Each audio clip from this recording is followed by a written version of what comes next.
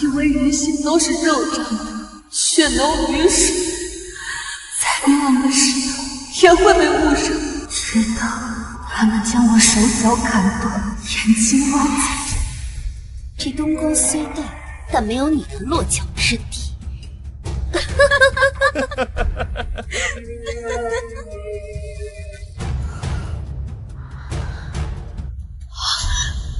没想到，真是亲生的。当时说的这个在先又回来了。爹，别怕，还愣着干什么？还不快去换衣服！我费尽心思讨好这群血脉之亲，最终却被生生折磨致死，死无全尸。上天恩赐，让我得以重活一世，这一次绝对不会重蹈覆辙。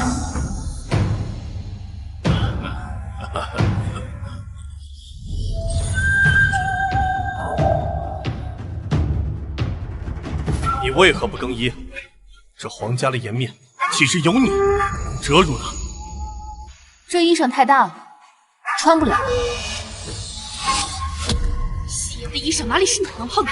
当初我若是只剩夕颜一个，也不会难产坏了身子。这么多年缠绵病榻，你就是个灾星。是啊，对啊。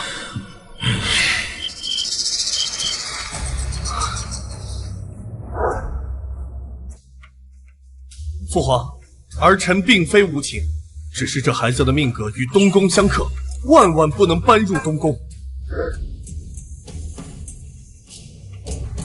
皇祖父，宋生欢流落在外10几，身上是否染有恶习，尚未可知。不如就养在皇觉寺里，最是可靠。此言有理。皇觉寺，那是犯了错的皇室之人被关押的地方。这孩子，他犯了什么错？你怎么不开口为自己说几句？我不想搬进东宫。什么？君子不夺人所爱，不请人所来。我不想损了东宫的韵味。你读过书？我何止是读过书？哼，上辈子我替宋元征写了多少策论，替宋希言写了多少文章，只怕太子和太子妃都不敢细数。可上辈子，他们却让我掩饰锋芒，不准我暴露文采。不过，以前没饭吃的时候，就会爬上私塾的院墙，偷听夫子授课，听得入迷了，就忘记饿了。好孩子，你这几年在外面受苦了，来，到皇祖父这儿来。皇祖父，孙女这些年流落在外，未能承欢膝下，心中实在愧疚，请皇祖父宽恕孙女不孝之罪。太子和太子妃对这孩子恶语相向，他的眼里却未有丝毫转换，明显是个至纯至善的好孩子。此子相称，不愧是朕的孙女。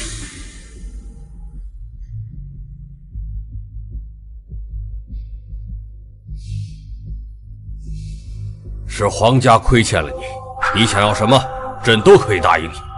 孙女，请皇祖父应允，我想换个父亲。什么？你想换个父亲？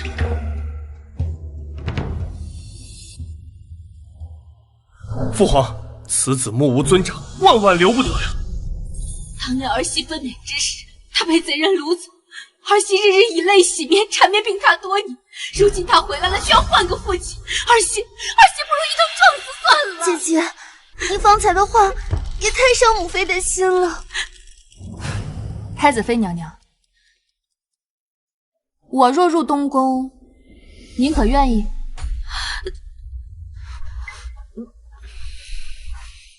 想来太子妃娘娘是不愿的，可我就该去那皇觉寺吗？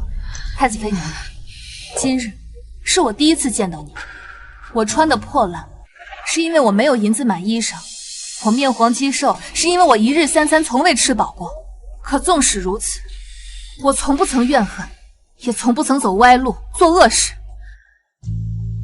努力的去读书识字，难道就因为我身上流着您和太子的血，就该被送到那个关押犯人的地方吗？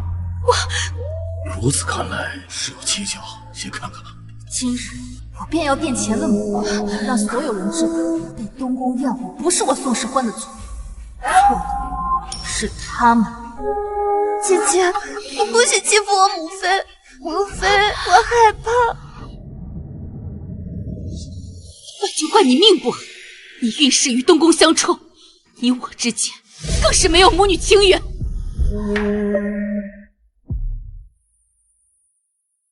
皇祖父，孙女从不认命，若是认命的话，早死不知多少回了。太子妃，明明是你们亏欠这孩子，为何还要重伤他？你这些话，朕听了都心寒。父皇，这孩子确实不利于……太子，你别忘了，这孩子也是朕的血脉。父皇息怒，儿臣知错了，儿臣这就命人在东宫给他收拾出一个院子。哼，朕可不敢把他再交给你了。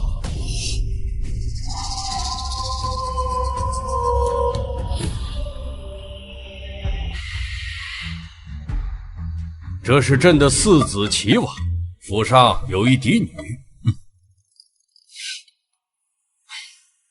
这是朕的3子楚王，府中有一嫡子，一嫡女。还有这个，这是朕的长子秦王，尚未娶妻。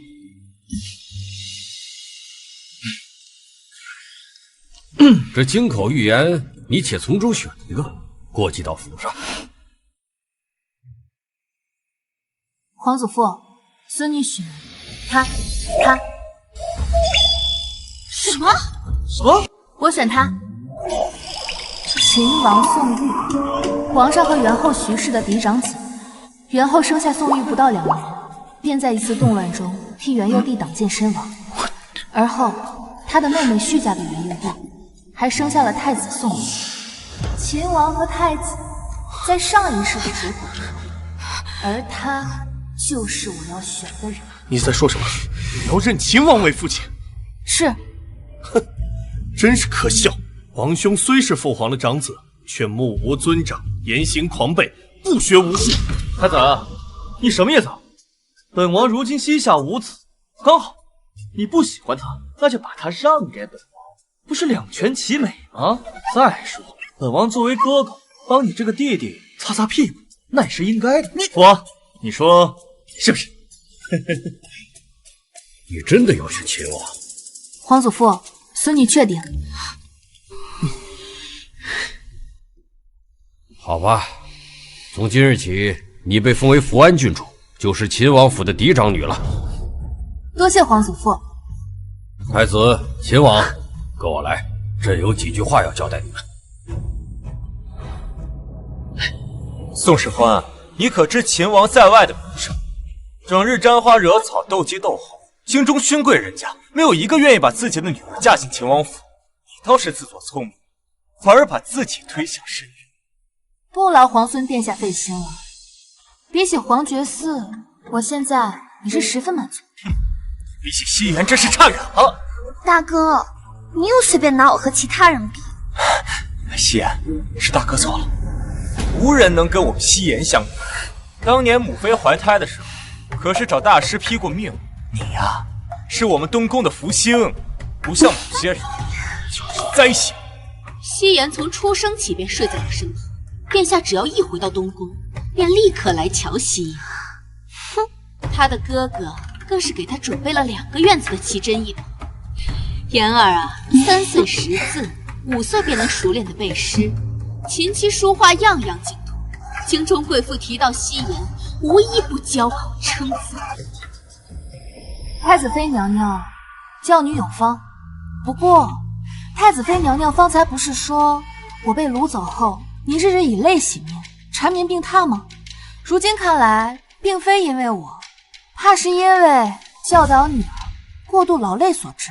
你牙尖嘴利的东西！看来秦王日后是要好好管教管教你了。谁又在念叨本王啊？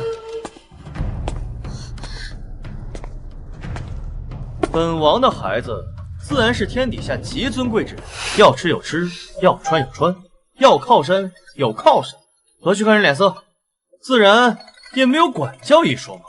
二弟，你说是不是？面对东宫，分毫必争，此也可教。回府。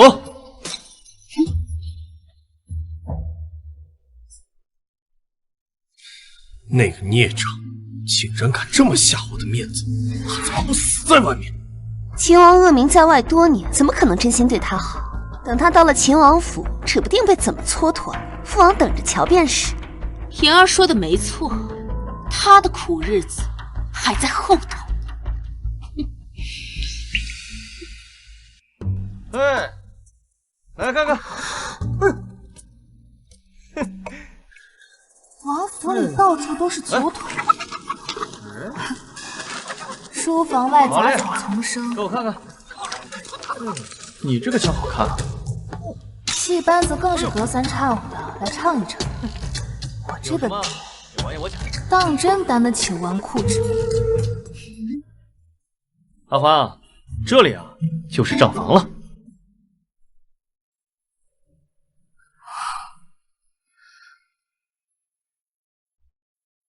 不过，你小小年纪看王府的账目做什么？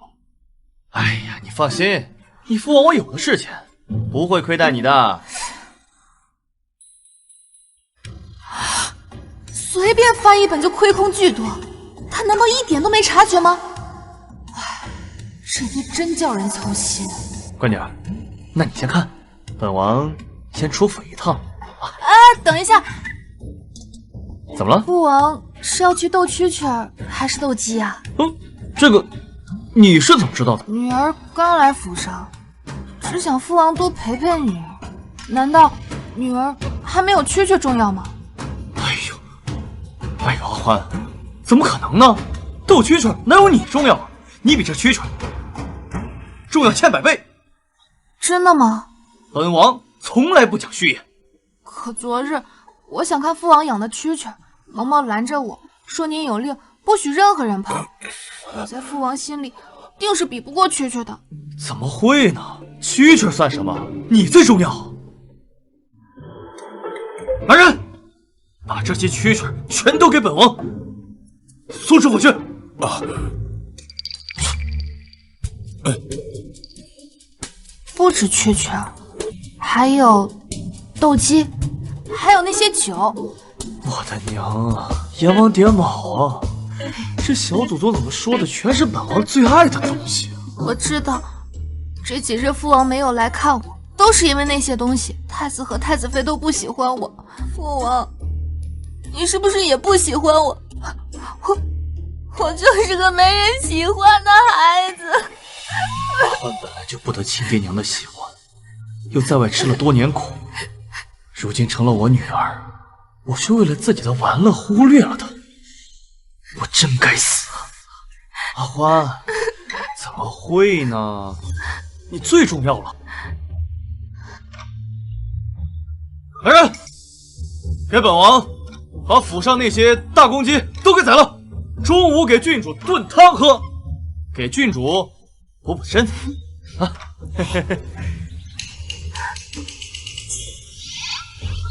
还有那些酒，也都全都给我搬出王府。王爷，之前皇上多番训斥您，您也不肯舍弃这些玩乐呀。如今当真要吩咐厨房炖鸡？对，那些东西哪有阿欢这样？本王的阿欢哪哪都好，就是太爱黏着本王了。这以后可怎么办呢？总不能我走哪就把阿欢给带上了。迎春楼、游云亭、文姬坊这些本人常去的地方，不行，阿欢可不能去。我就这么一个女儿，可不能被带坏了。以后我也不去了。让秦王舍弃恶习，这是第一步。这府里可有不少东宫的眼线，不知太子和继后得知今日的事，是否能做得主？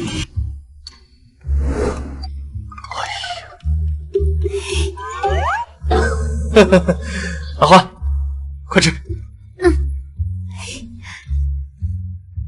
王爷，皇后娘娘请您和郡主即刻进宫用膳。这么快，他们就等不及了。今天就是天王老子来了，本王和阿欢也要把这鸡给吃了。阿欢，慢慢吃啊。父王，你也多吃一点啊。父王，皇祖母到底是个什么样的人？跟皇祖父一样和蔼？你皇祖父可一点都不和蔼，本王平时可没少挨打挨骂。至于你皇祖母，算了，是他亲孙女，他应当会喜欢。看父王的样子，元后去世之后，继后定是没少蹉跎的。来，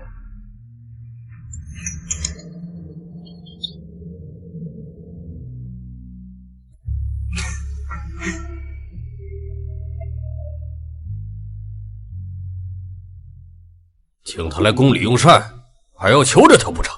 让一桌子人等他这么久。皇上请息怒，秦王可能是有要事在身，耽误了时辰。哼，他有什么要事？这个混账整日在外边鬼混，早晚把皇宫的名声给败光了。老头子又是这些话，听得我耳朵都要生茧了。唉。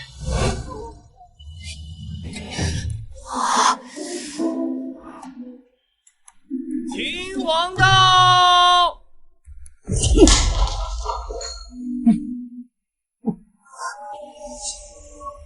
父王，你有什么气冲我来啊？吓唬孩子做什么？阿欢，刚才是皇祖父手滑，别害怕啊！这就是阿欢啊！快到皇祖母身边来。乖孩子，前几日的事情，皇祖母已经听说了。本宫把太子太子妃都训斥了一顿，你是他们嫡亲的血脉，他们怎么会不喜欢你呢？母后，这话可是说错了。阿欢如今是本王的孩子，跟东宫可没有什么关系。这打断了骨头还连着筋呢，难不成要生生的断了情分？本身也没有什么情理可言。放肆！大家等你用膳等了这么久，你还理直气壮了？我又不是。皇祖父，是阿欢错了。父王为了哄阿欢，把府里的大公鸡给炖了。方才父王就是在陪阿欢吃大公鸡，宫里派人去时，公鸡都炖好了。阿欢想吃，所以我们就来晚了。什么？秦王府的几只大公鸡居然给炖了？阿欢，皇祖父没听错吧？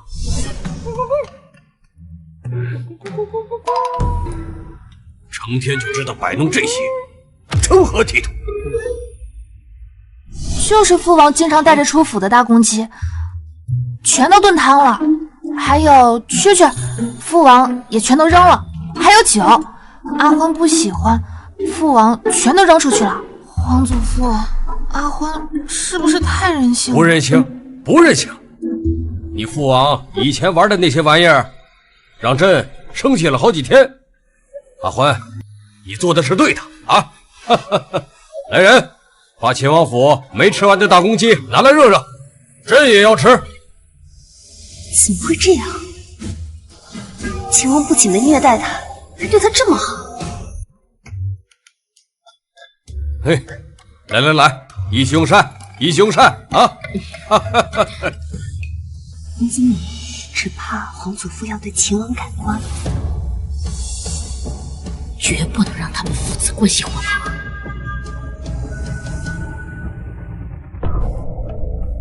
皇上，自从秦王有了阿欢以后，倒是有几分像爹的样子了。若是当年秦王也能早早成婚生子，也不至于荒废了这么久。我也奇怪，怎么有的人做了错事负心虚，反而还能够把这些阿杂事再提出来？混账！现在都敢指着你母后鼻子骂了！从玉，你眼里还有没有朕这个父皇？我说的有错吗？当初要不是他从中作梗，皇上，不要打秦王，臣妾错了，臣妾以后不说便是。皇后，不必替他求情。我大齐向来以孝治天下，朕怎么养了你这么一个大逆不孝的东西？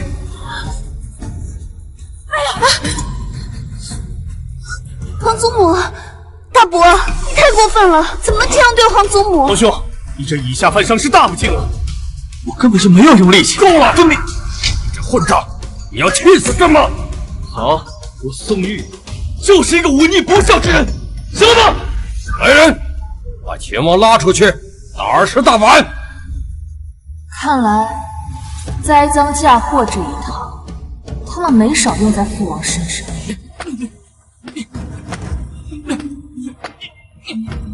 我让人特地打了重刑，要是秦王往后变成残废，宋时欢就更别想跟我比。瞎傻子吧！我早说过，我会为你那天选了秦王而后悔的。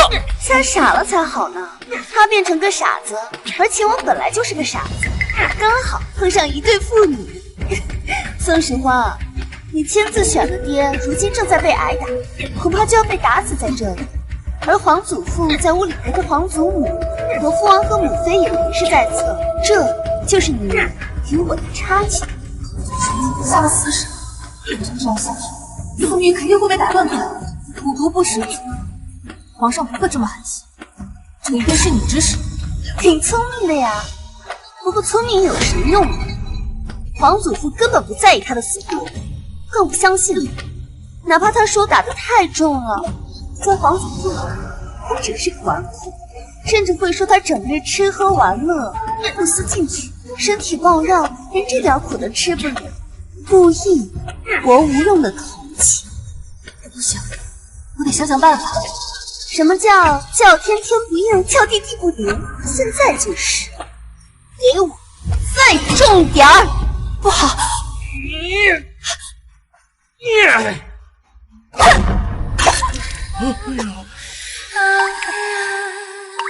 打在宋玉身上，皇祖父不信；但我身上，皇祖父一定会信。上消消气，秦王本来就纨绔，不争气。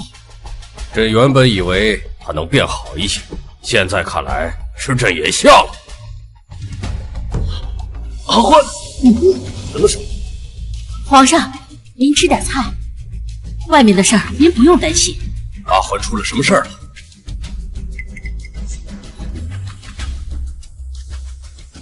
皇上，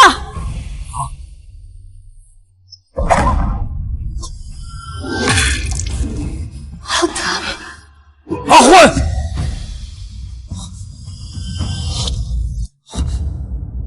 阿欢，阿欢，阿欢，阿欢替我挨了一板子，快点给他叫御医。传朕旨意，叫梅太医。是。你们几个还那么愣着干什么？把人给我抬进去！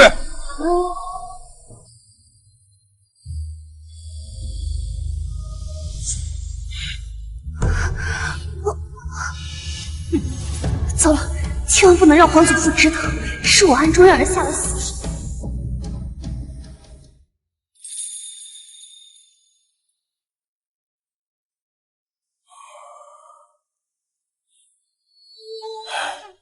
回皇上，君主受了很严重的伤，需要好好调理。怎么会这样？他不就是替秦王挨了一板子吗？秦王殿下受的伤更严重，幸亏他底子好，这才没有晕过去。若是再挨2板子，怕是他的腿都断了。说什么？下去吧。臣告退。朕说要罚秦王，朕没说过让你下死手。你好大的胆子，敢这么对付朕的儿子和孙女！皇上饶命，是奴才一时失手。皇后，这个太监是你宫里人吧？皇上，臣妾不知道秦王和阿欢伤得这么重，臣妾是冤枉的。既然皇后不会管教自己宫里人，那朕替你管。皇上明鉴，秦王是姐姐唯一的血脉，臣妾把他看得比灵儿还重。皇上若是不信，臣妾可以当着姐姐的灵位发誓。来人，把这太监拉出去，杖毙！郡主，救救奴才啊！明明是我什么我？做错事情，皇祖父惩罚你，你若狡辩，罪加一等。快把他给我拖出去！别吵了皇祖父的耳朵。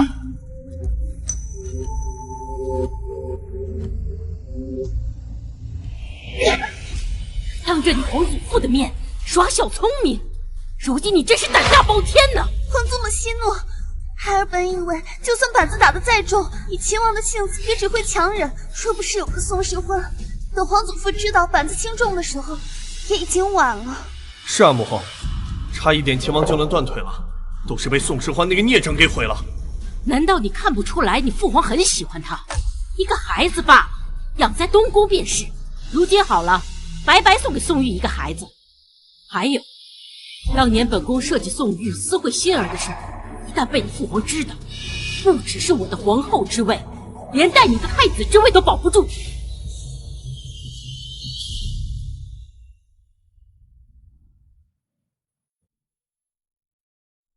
阿欢怎么样了？回皇上，郡主已经醒了，但郡主本就比寻常孩子瘦小，那一仗又打到了她的脊背上。臣建议把郡主养在紫宸殿至少1个月，从这里到秦王府一路颠簸，郡主的身子怕是承受不住啊。这好说，让她住下便是了。这宫里所有的药材都可以给阿欢用，阿欢就交给你了。臣领旨。走，我们去看看。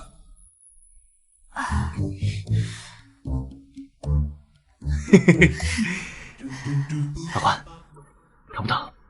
本王去给你念话本子，给你转移注意力啊！父王，我没事儿，你快去疗伤吧。你这还叫没事？宋时欢，你知不知道那个板子，但凡再重那么一点，你这辈子就走不了路了。你说你一个孩子，替本王挨什么板子啊？皇祖父来了，正好有些话也该说给他听。那个人使劲挥板子，我害怕吗？以后你就知道，只要有你皇祖母在，本王挨得等，那是数都数不过来。说不定本王哪天就被打死了。父王，你没有用力推皇祖母，对不对？你为什么不跟皇祖父解释？这样就不会被挨板子。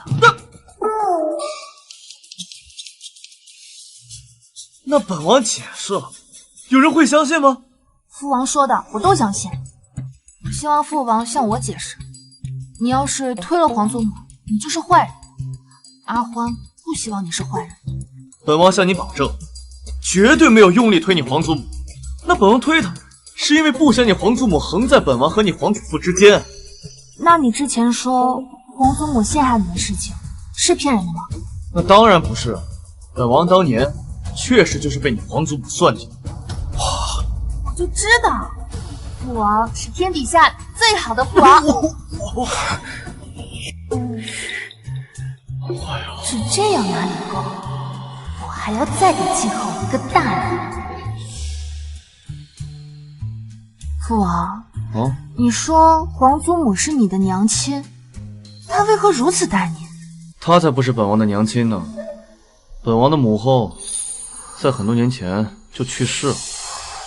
本王现在对于你皇祖母来说，那就是眼中钉，肉中刺。怪不得，若是父王的母亲还在，肯定会心疼父王的。就像阿欢愿意替父王挨板子。你还敢提挨板子的事？下不为例。母亲，皇后要是真的关心亲王，怎么会眼睁睁地看着他挨板子？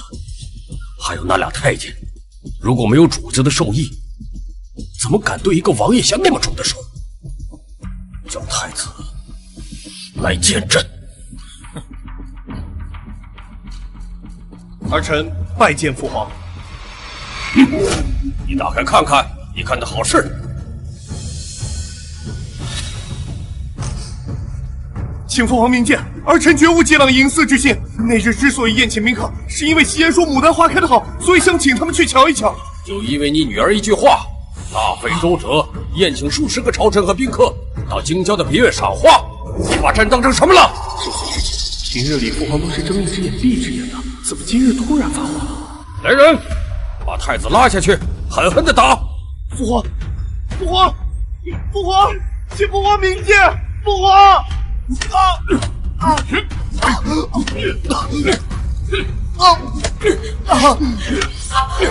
别打了，皇上息怒，打不得呀！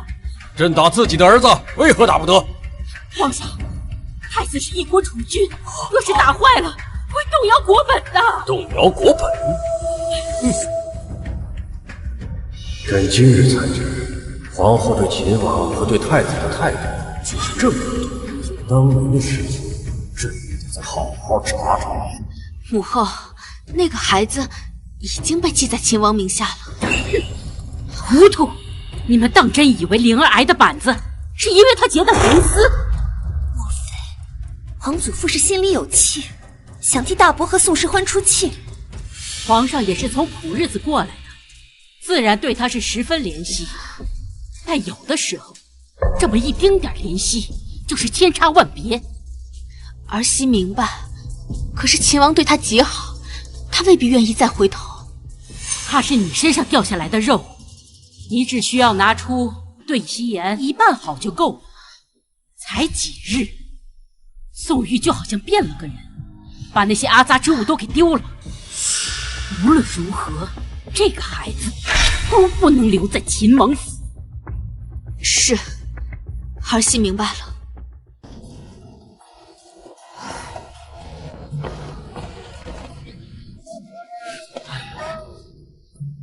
父王，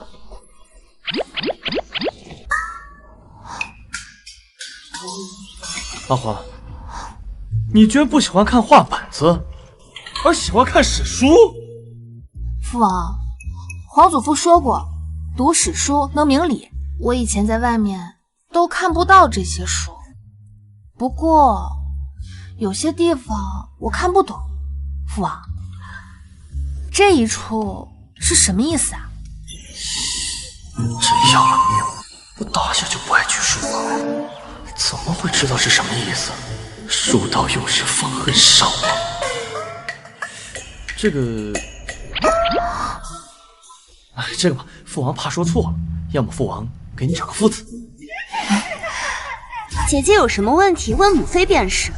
母妃可是当年京城出了名的才女，姐姐不必另请夫子。你身子怎么样了？陛下让我给你准备了千年人参补补身子。他们突然对我示好，事出反常必有妖。你要是愿意，可以跟我去东宫住，有什么不会的，我亲自教你。太子妃娘娘，就不劳烦你。我有什么不懂的地方，父王可以教我，是不是父王？那当然，不就是史书吗？我也懂啊。阿欢，父王去给你热杯牛乳，等着啊。嘿嘿。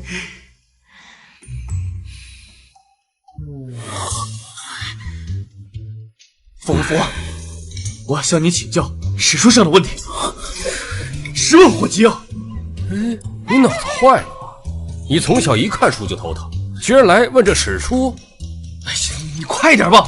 再不快点，我闺女就要被人抢走了。啊！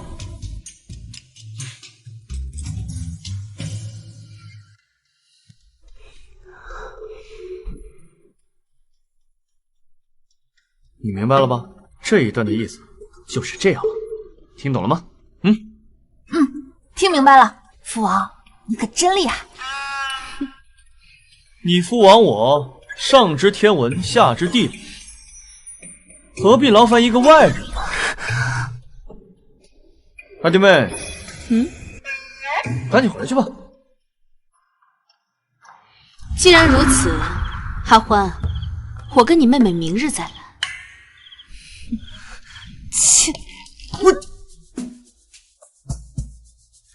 父王，他们明日还会再来。如果我再有不懂的地方，你也会跟我解释的吧？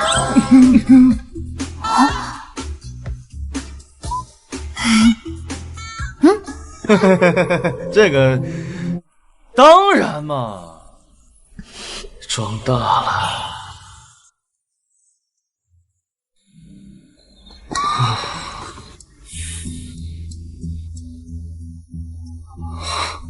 又是哪里不懂？好的，好的，好的。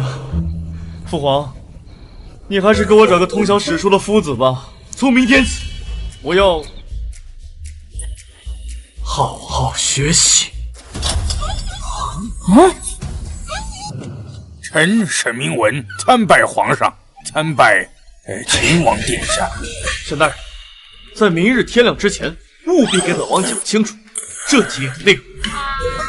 皇上，秦王这是时间很紧张，时间太紧张了，赶紧过来。这是。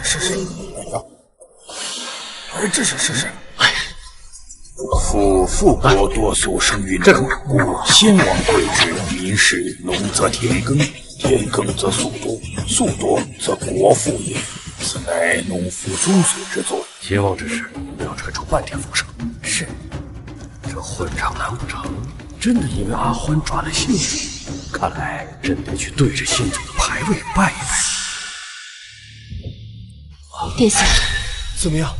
他答应回东宫了吗？父王，姐姐好像不喜欢我们，一直不搭理母妃，我们被大伯赶出来了。什么？宋玉他竟然敢！殿下，我要面见父皇，为你们讨回公道。殿下莫要扯到伤口。那孩子因为那日事情和我们有了间隙，明天我再去找他。果然是个野丫头，比不上咱们西颜。她要是这么不识好歹，就没必要挽留她了。要不然我们想个法子，让皇祖父彻底厌弃她。很伤心，没有钱。这段典故就是如此了，你听明白了吗？父王讲得特别的好。没想到父王记性这么好，在读书上面很有天赋，好像真的可以望父成龙喽。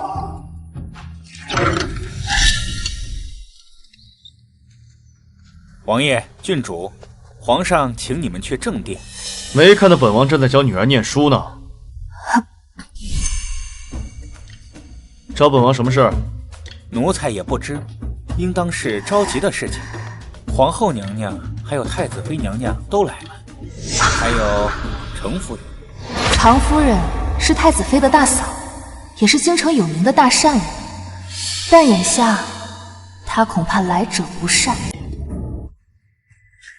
见过皇祖父、皇祖母。不知父王叫我们来有何事？阿欢，朕有件事情想问。常夫人今日进宫说，宫外传出狒狒，你在宫外偷盗行窃，欺凌弱小，不知道是真还是假。胡说八道！阿欢怎么可能做这种事？本宫自然是相信阿欢，如今谣言四起，还得想个法子保下阿欢的名声。要是有人敢胡说八道，本王直接大刑伺候。大伯，无风不起浪。姐姐在外多年，我们都不知道她做了什么，说不定她就是犯了那些错事呢，不然别人干嘛指责她呀？没错，明明就是她有错，她又百般纵容，对他人用刑，传出去岂不是我们皇家仗势欺人，欺压百姓？你们什么意思？有人污蔑阿欢，还不许本王主持公道啊！你们简直……父王，就秦王这个一点就炸的性子，定会惹恼皇上，到时候皇上只会对他们父女都感到厌恶。既然此事与我有关，不如让我说几句吧。好，阿欢你说。怎么回事？秦王怎么这么轻易就被这个丫头给安抚了？皇祖父，孙女有一事不明，我被人泼了脏水，为何不是坏人拿出证据，而是让我自证呢？我父王说的对，你应该先把那些坏人都抓起来，若是拿得出证据，孙女认罚；若拿不出证据，该受罚的就应该是他们。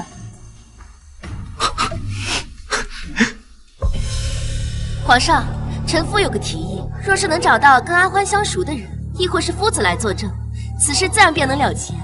若是阿欢造人非议，常家也是心疼的。证人已经准备好了，待会儿将证人带上来，定叫宋世欢百口莫辩。常夫人说的不错，不如常夫人。可是我没有相熟之人。至于夫子，我也是偷偷的去听他授课，他连我长什么样子都不知道。什么？阿欢，人怎么可能没有相熟之人？你莫要说我。难道你这段时间都是独自一人，没人可靠吗？阿奶把我养到7岁便去世了。那他的子女又或是他的街坊邻居，也定然和郡主相处啊。要是找到他们，便能证明自己的清白。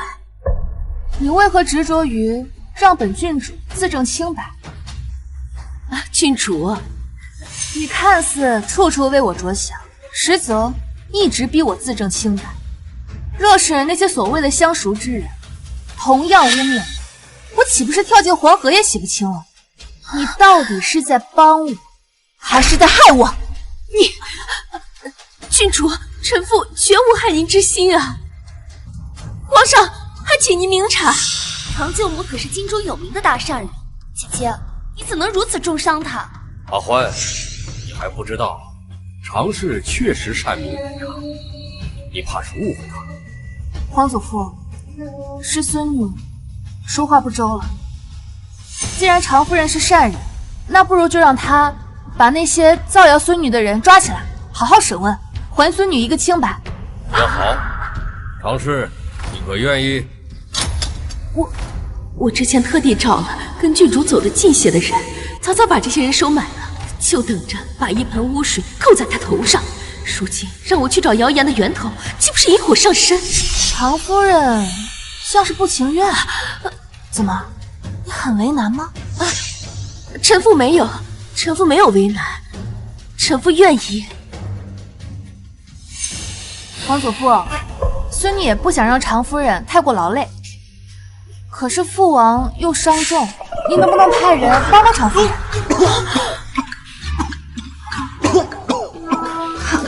吴奇，在，你派2个人帮着常氏一起找，朕倒要看看谁在污蔑朕的孙女。是。皇祖父，不如先让姐姐回王府吧，这样至少告诉外面的人，皇家没有惩治姐姐。至少得让这个贱人离皇祖父远远的。不行，那梅老头都说了，阿欢不宜颠簸，万一要出了什么事，谁给本王陪女儿？是啊，谁陪朕一个孙女儿？不要在意外面那些闲言碎语。好了，你们都退下吧。是。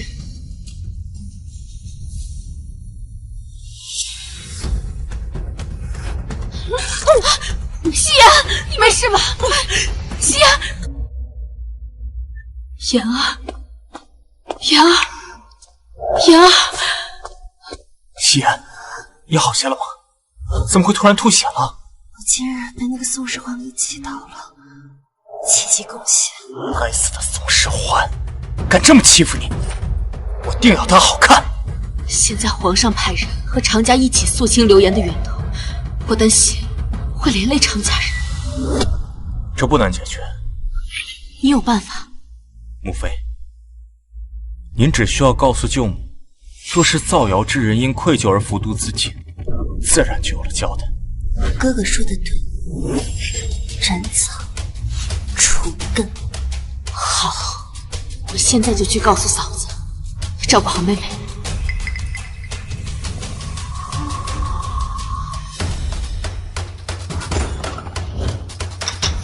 你说什么？郡主，侍卫们找到散播谣言的那几人时，早就都没气了。探查后发现，他们早已服毒自尽。我以为能把常氏逼到了死胡同，至少能让皇祖父知晓谣言是常家散播的。没想到那些造谣之人竟然都死了。好一招釜底抽薪，是我亲明。哎呀，姐姐，这是怎么了？茶碗都打翻了。宋夕颜这么着急来看我的笑，看来下手杀人的不是常家，而是他。我要是不高兴，仿碎了他的地，只是手滑而已。福运郡主来我这做什么？嬷嬷，沏茶。是。我今日来啊，是特意给你带了东西，里面是我的一些画作和诗句，让你欣赏欣赏。那我便收下了。多谢福运郡主。嬷嬷，先别着急说，父王在皇祖父那里。是，你去告诉父王，就说福运郡主来了一趟之后，我便吃不下饭，愁容满面。这些话务必得让皇祖父听到。是。宋希言既然送了我一份大礼，我当然要给他回礼。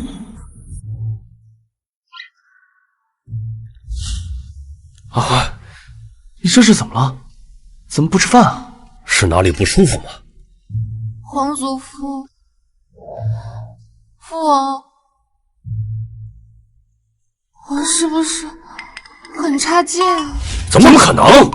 可是我不会画画，我也不会作诗。我知道福运郡主都是为了我好，所以才特意把她做的诗词作画拿过来给我欣赏。可我看到这些东西，我心里就很难过。这个宋希言肯定就是故意的。父王，福运郡主也是好心，是我自己不如她，没有她那样的天赋。这哪是什么天赋？母亲，你让太子妃和希言过来，让希言好好说说他这几年是如何勤来捕捉的。是。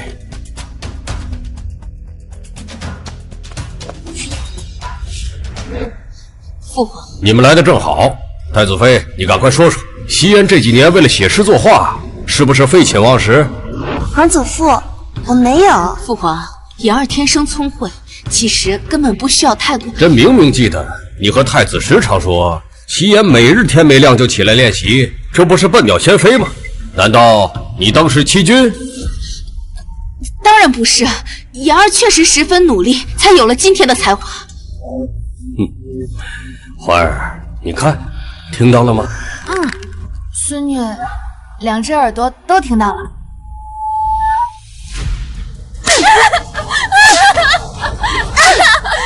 郡主饶命！郡主饶命啊！皇祖父凭什么说本郡主是笨鸟先飞？阿春，你说本郡主笨吗？郡主是这个大齐最聪慧的郡主。说，连皇祖父都不觉得本郡主聪慧，你却这样觉得，竟敢忤逆皇祖父的意思。奴婢不敢，奴婢不敢啊！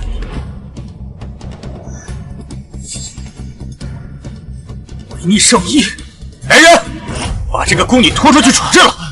郡主饶命！郡主饶命啊！郡主，郡主饶命！郡主饶命啊！郡主。大哥，现在那个野丫头指不定多得意，指不定怎么笑话我呢。她居然反将了一军，倒是我们轻看了。我要她变成小丑，就像宋玉一样，成为天下公认的草包。大哥，你一定会帮我的，对不对？那是自然。从小到大，大哥什么事情没应我？明日他就该回秦王府了。秦王府可不比此沉淀，到时候我们的机会多的是。大哥，我就知道你对我最好了。那是自然。当初母妃怀你的时候，可是找福元大师为你批过命。福元大师说，母妃这一胎能保东宫繁茂昌盛。啊，大哥，这话我都听了无数遍了。不管你听再多遍，大哥也要说。大师说，我们曾经亏欠过母妃肚子里的孩子，千百年一轮回，才等到了如今弥补的机会。你呀，是我们东宫的福星，不像某些人是灾星，他只配被你踩在脚下，永远不能翻身。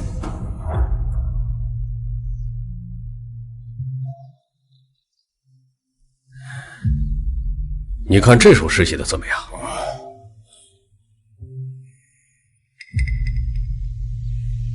回皇上，此诗文采稚嫩，不忍一笑罢了。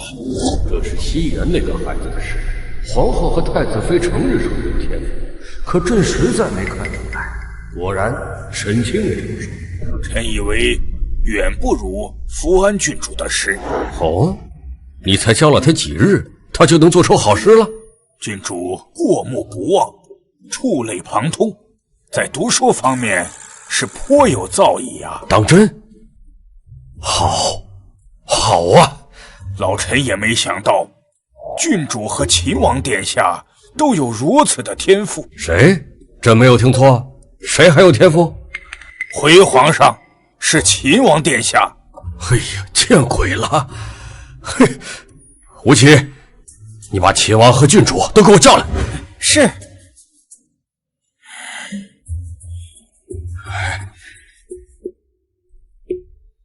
阿欢，朕听沈清说你在读书方面颇有天赋。你要是史书看完了，还想看别的什么书，尽管进宫跟皇祖父说。皇祖父不必担心，王府里也有书房，我看书房里的书就够了。如果再有不懂的地方，父王会给我讲明白的，是吧，父王？是吧？阿欢，你们俩今天就要离开宫里了，你有什么想要的，尽管跟皇祖父说。在宫里，东宫不好下手，但我即将回王府，他们定会暗中谋害我。孙女想要一个贴身婢女，最好既会武功又懂医术。哦，为什么要一个这样的婢女呢？懂武功就能教我习武，懂医术就能把我养得白白胖胖的。好，朕答应你。那就多谢皇祖父了。郡主该喝药了。迎春，帮我把药端过来。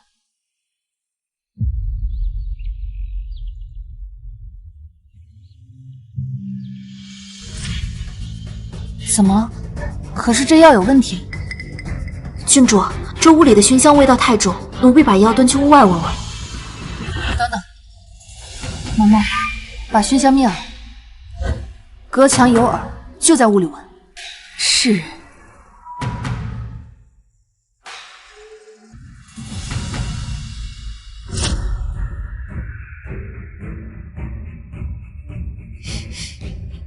郡主，这药和之前的不同，多了一味迷醉，是能致幻的药。致幻？服下此药者会神志不清，行为举止如同疯子一般。曾有人误食此药，当众脱衣。大齐认为此药有伤风化，所以将其列为禁药。禁药？哼，我这才刚回府，就有人想把本郡主变成疯子。郡主，要不要让王爷把这件事情禀告给皇上，让皇上来查明真相？不了，父王是个炮仗脾气，还没等到查明真相，肯定会闹出乱子，反而对他不利。那郡主打算怎么做？如今我们势单力薄，如果要查的话，只怕一开始就会打草惊蛇。那我就趁此机会，把这满府吃里扒外的东西一并给除了。郡主慢些走，后院的花开得最好，老奴扶您去瞧瞧。郡主，暗处有人。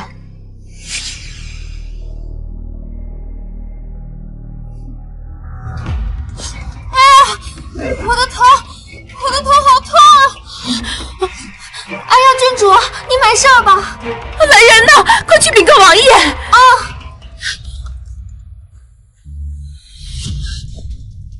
阿欢到底怎么了？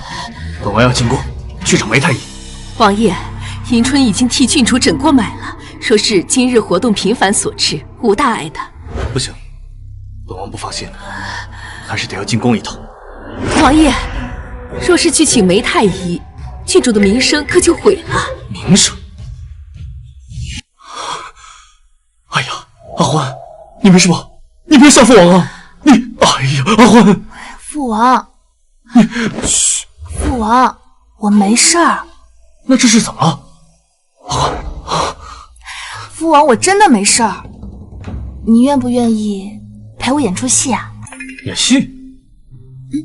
演什么戏？这府里的奴才太多了，我不喜欢那么多人，而且他们心坏。我想个法子把他们都赶走。你要是不喜欢那些奴才，父王直接把他们都赶出去。你装什么晕呢？直接下令，岂非让旁人觉得咱们秦王府无礼？你就那么不喜欢那些奴才？王爷容禀，您不在王府的时候，奴婢想给郡主的院子添些花都难上加难，郡主的吃食也过于简单。还有这种事？阿欢，你说怎么做？从现在开始，父王，你要让府里的下人都觉得你已经厌烦我。父王怎么可能厌烦你呢？欲先使其灭亡，必先使其疯狂。把鱼儿放出去，大鱼才能上钩。行吧。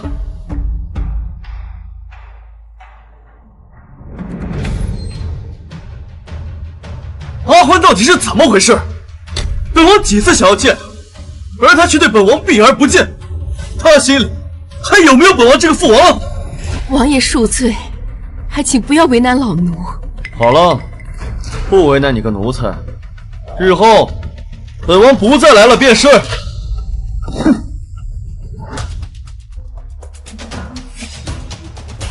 想不到父王的演技还真不错，都能去演话本子了。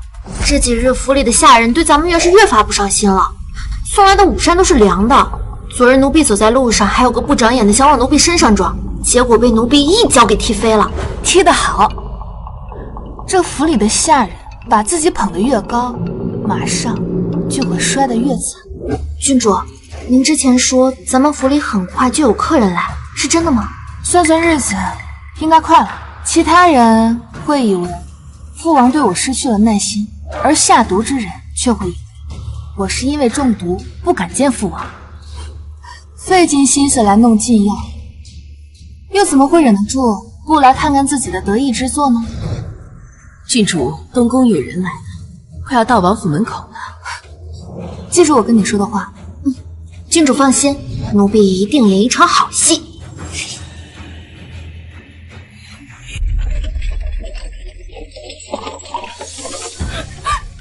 皇后娘娘、太子妃娘娘救救我家郡主吧！这是哪你这是？府里的奴才奴大欺主，我家郡主被欺负的连口热饭都吃不上。今日我特地请皇祖母一同前来，可不是来替宋时欢做主撑腰的。是不是有什么误会啊？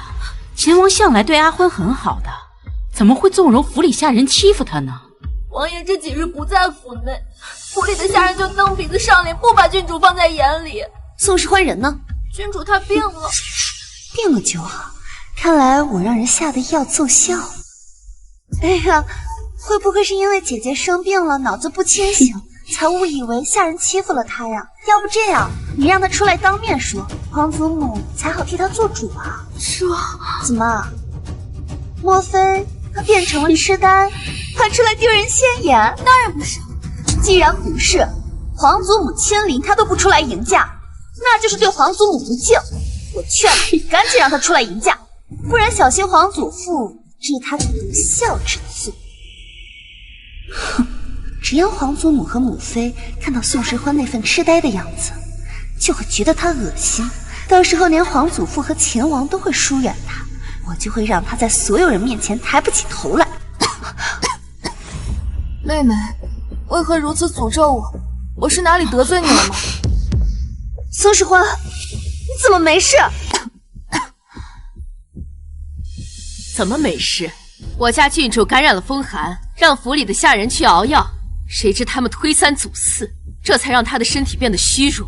皇祖母，今日若不是您来了，我只怕是要被那些下人折磨得不成样子。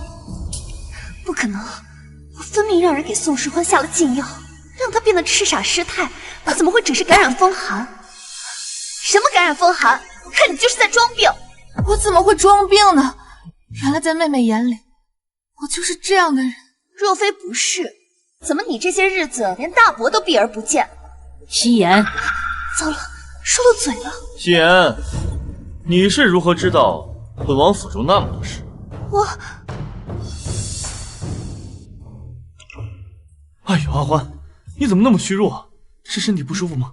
王爷，那些个刁奴趁你没在府上，都欺负郡主。若非今日皇后娘娘和太子妃娘娘撞见，郡主还不知要受多少委屈。这些狗奴才竟敢欺负阿欢，依本王看，就应该把他们全都赶出王府，永不录用。不可以！宋希言，刚才本王还忘了问你，你是如何知道阿欢对本王避而不见？哦，你在本王的王府里安插了眼睛？我只是随口一提。原来妹妹也是不明真相，却宁愿相信那些刁民，也不愿相信我。看来妹妹果然不喜欢我。明明就是在装病。秦王府里下人失责，那便教训一顿便是，把他们赶出去不妥吧？哦，不是平日里总是在嘴上说疼爱阿欢，怎么能够容忍他被人这么欺负？难道你不是真心？怎么会呢？王祖母，还请您为阿欢做主，处置那些刁民。王祖母，那便把这些下人打20板子，悉数发卖了吧。秦王，过几日我再让内务府派几个机灵的奴才送过来。这王府里只有我和父王2个人，用不到那么多奴才，而且我不习惯太多人伺候。这怎么行？妹妹好像很在意我们王府里的下人，怎么，你跟他们沾亲带故吗？对了，昨天我发现有人在我的药里下毒，该不会跟你有关系吧？当然不是我，不是最好，毕竟我也不知道什么时候会向皇祖父说明此事。他要是追究下来，定不会放过那些有嫌疑人。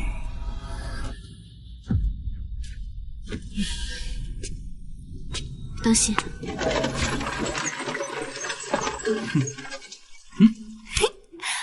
终于把他们都送走了，而且府里的下人都是皇后下令处置的，以后外面不会诟病我们了。哎，对了，阿欢，你方才说下毒是怎么回事？我那是故意骗宋希言的，放心，没人给我下毒。那就好，要不然本王非得把整个东宫都给掀了。父王，过几日您去牙婆子那儿挑几个小厮吧，您出府的时候让他们跟着您，保护您的安全。也好，可要选些什么人？要我说呀，就选点机灵好看的，身子骨也要强壮的。为何要选好看的？那花本子里的男角都是好看的，我也想看看。来人，给本王把王府里的那些画本子都烧了。若非你自作聪明，本宫又怎么会被那丫头利用，害得我们在秦王府失去了那么多眼线？母后，言儿她怎么了？她自作主张，非要给宋时欢用禁药，本想着让他变成一个傻子，偏偏成事不足，说不定给人家落下什么把柄。一旦让皇上知道了，他跟东宫摘得干净吗？言儿，你天生纯真善良，怎么会做出这种事来？母妃，我都是因为太在乎你，我怕他把你抢走，才会一时冲动。好孩子，母妃的眼里心里只会有你，下次可不能这样。不知为何，本宫刚刚看到那孩子，觉得十分眼熟，似是像个什么人来的，像谁呢？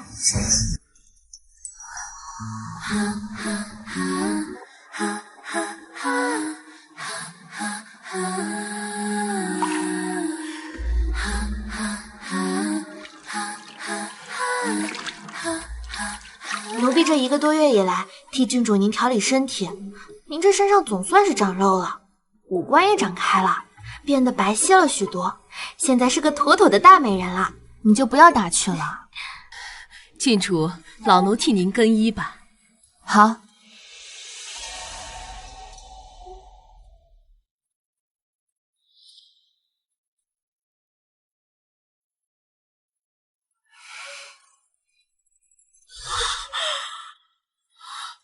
嬷嬷，你怎么了？难怪老奴总是觉得您越看越熟悉，今日方才发现，郡主，您的眉眼生得和元后极为相似。我怎么会长得像元后呢？是真的，像极了。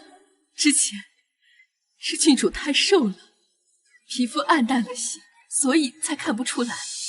柳眉杏眼，还有嘴巴也像。如今还能记得元后长相的，能有几个人？除了老奴外，还有皇上、皇后娘娘和梅太医。元后在王爷2岁的时候就去了，所以王爷也不记得元后的模样。世人皆知，元后是为了救皇祖父而死的，是他心里的白月光。皇祖父总是训斥父王，背地里却很宠他。那酷似元后的我，难怪前世宋希言会毁了我的脸。嬷嬷，这件事我们且装作不知道。过2日就是宫里的赏花宴了，我可是相当期待皇后和皇祖父的反应。郡主，赏花宴准备穿哪件襦裙服？元后昔日喜欢什么颜色？元后娘娘喜欢红色。那今日我就穿红色。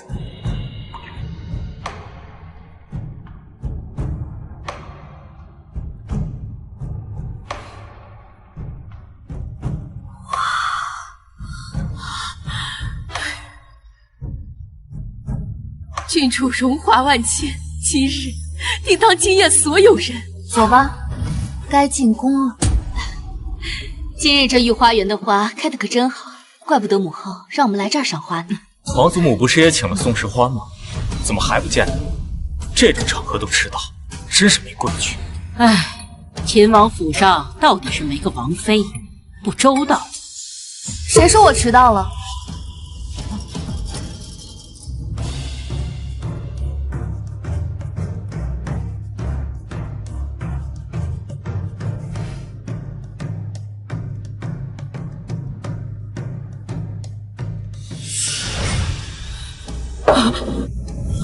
谁说我迟到了？宋时欢，短短1个月不见，他怎么变得这般明艳贵气？为何他的模样跟元后这般相像？见过皇祖母，因皇祖母设宴，孙女特意精心打扮了一番，这才没有过早的到。皇祖母不会怪罪吧？偏偏这孩子没有回东宫，去了秦王府。偏偏秦王就是嫡姐的孩子，难不成是嫡姐显灵了？皇祖母啊，没事，来了就好。皇祖母看起来脸色不太好，该不会是身体抱恙吧？本宫无事，只是看到你的模样，让本宫想到一个故人。故人，孙女能有这样的福气？你的确是个有福气的孩子。王祖母这话可说错了。当年大师批命，分明说过我才是福星，姐姐她呀是灾星。希言，不得胡说。孙女没有胡说，姐姐若不是灾星，怎会一出生就被贼人掠走？可见啊，有些人的命数就是如此。阿欢，那边的花开了，去看看花吧。是。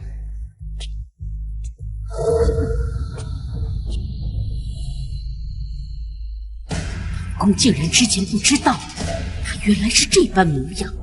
皇祖母，她今日确实刻意打扮，比平日精致了些，可你也不用反应这么大吧？依我看，还是希言更胜一筹。你们懂什么？她的模样酷似元后。啊！你说什么？元后？皇祖父对元后感情至深，他若和元后相像，那岂不是更得宠了？他若是留在东宫，便罢了。可如今是秦王的女儿，这些天因为宋时欢，秦王大有改邪归正的样子。他父女俩一旦得势，哪还有你父王和你们的位置？母后，那我们该怎么办？若是毁了他这张脸，毁掉他这张脸，倒是个好办法。可是，在宫里不好贸然操作，免得闹大了，对我们都没好处。这有何难？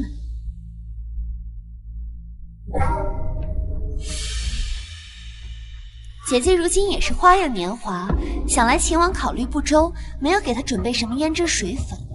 而母妃作为姐姐的生女，考虑周到一些，送她一盒胭脂，也是合情合理的。还是希言聪明，我们只要在里面加一些会让肌肤腐烂的药水，无色无味，也查不出什么。一旦宋时欢使用，他就会肌肤腐烂，再也没有脸见人了。那就这么办吧。一旦让皇上知道他现在的容貌，就后患无穷。太子妃，这件事就交给你了。母后，我去不合适吧？我毕竟是他的生母。收起你那没用的人子！本宫今天就告诉你，一定要想办法除掉宋时欢，不然你今天所拥有的一切都是南柯一梦。母妃，如果姐姐再得宠，这宫中哪还有女儿的位置？你可别忘了，她是灾星，我才是福星，她所承受的一切都是她应承受的，这就是她的命。母妃，为了敦宫，还请您动手吧。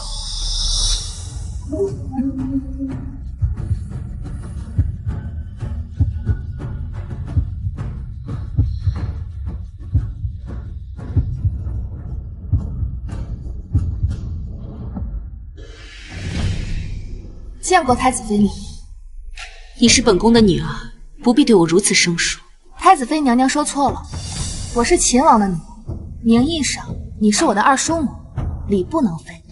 你既然这个孩子冷心冷情，就别怪我狠心了。罢了，本宫不跟你小辈一般见识。今日见你，是比往常长大不少。既然是大姑娘了，更要多多打扮才是。这盒胭脂价值不菲，色彩绚丽，特别适合你，就当做本宫送你的礼物。这怎么好意思？收下吧，好好用。一会儿还要见你的皇祖父和外客，若是妆容寡淡，可上不了台面。多用一些，方才好看。那我就多谢太子妃。把这胭脂拿去好好查看一下。郡主，只是胭脂而已，应该没什么问题吧？而且太子妃娘娘毕竟是您的生母，岂会害您？就算她以前没有亲手害过我，却屡次纵容宋希言对我动手，更何况我顶着这张脸出现在皇后面前，皇后怎么会容得下我？是，奴婢这就查看。味道倒是没什么异样，颜色也是正常胭脂的颜色。以防万一，奴婢先在手臂上试用一下。怎么了？好疼啊！这怎么会忽然起了红疹？还十分刺口。郡主，幸好您谨慎，这胭脂有问题。你从前以为虎毒不食子，可没想到这人心竟是这世上最可怕的东西。那这件事是否要告诉王爷或者皇上？直接把胭脂拿过去，他们肯定不会承认在里面加的东西是想毁我容貌的，说不定还会倒打一耙，说我栽赃诬陷。我就将计就计。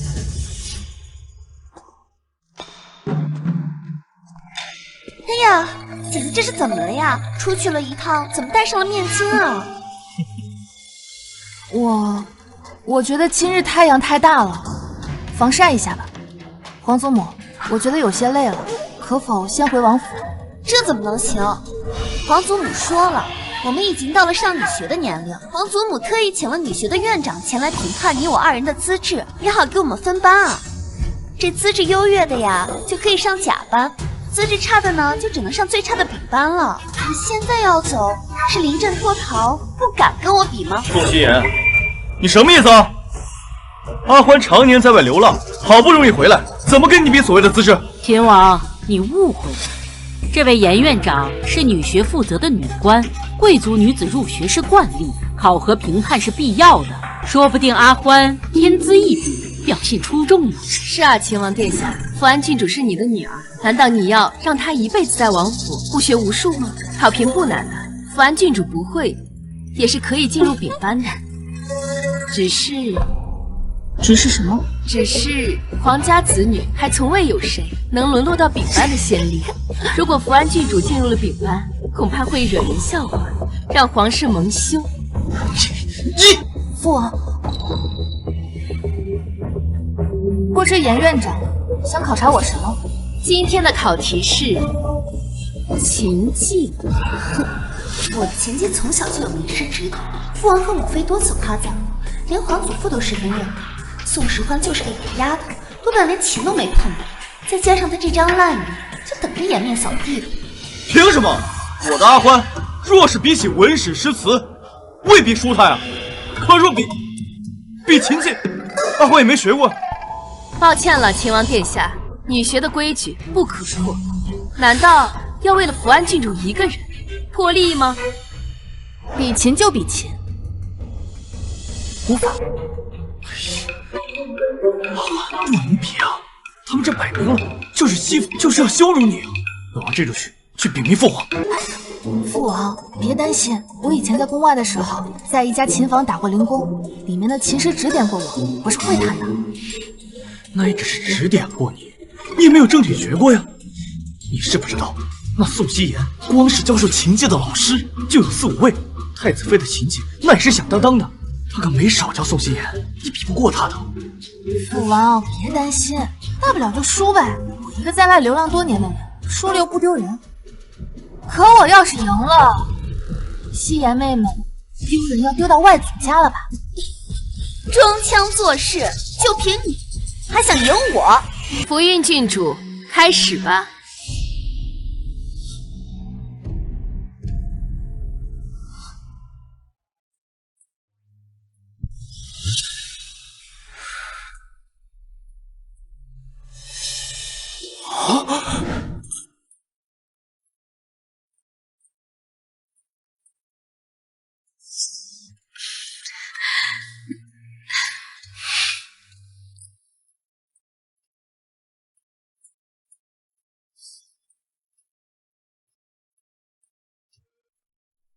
好，好。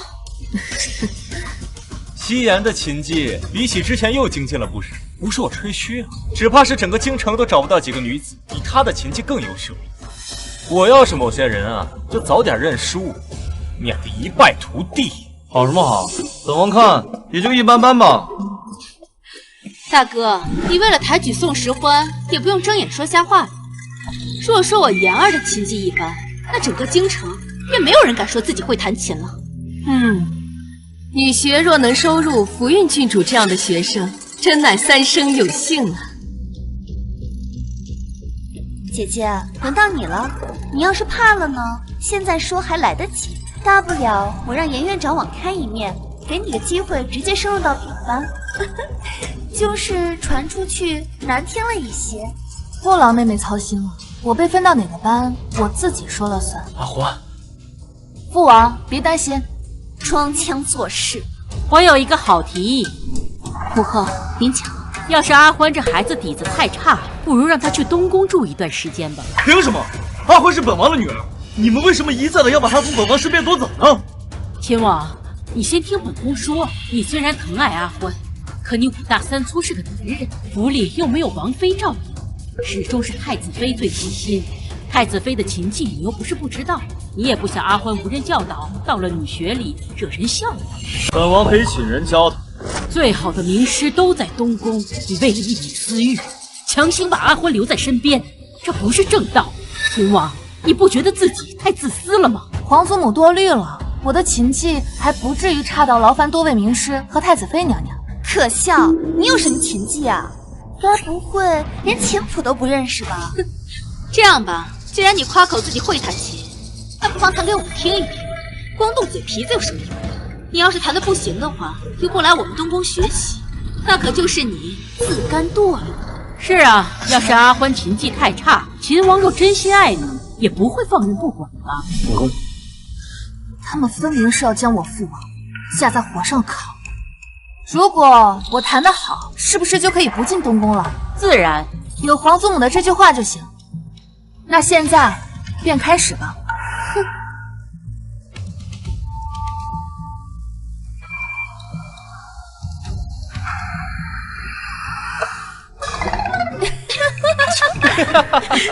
姐姐，你这是做什么呀？是在玩过家家吗？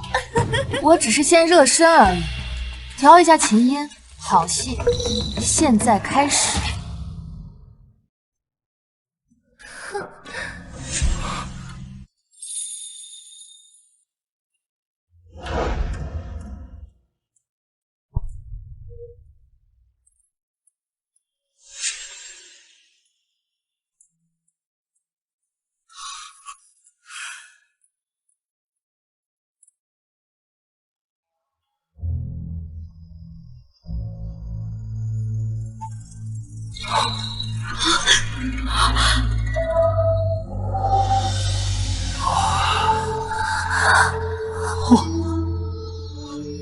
早婚。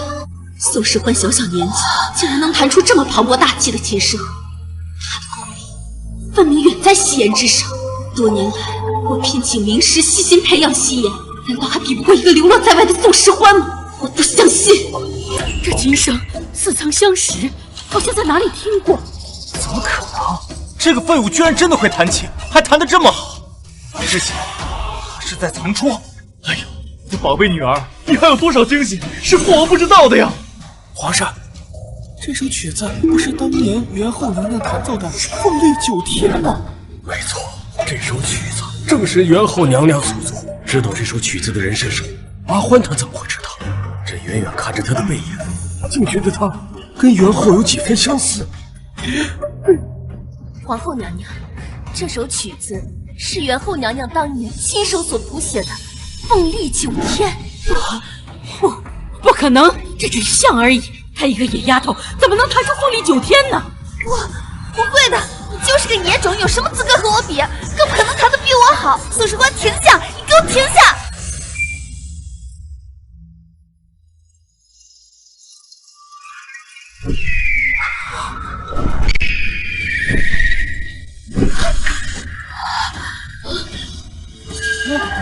皇上，凤凰，你看呐，凤凰现世了。阿芬，是你吗？是你在天显灵了吗？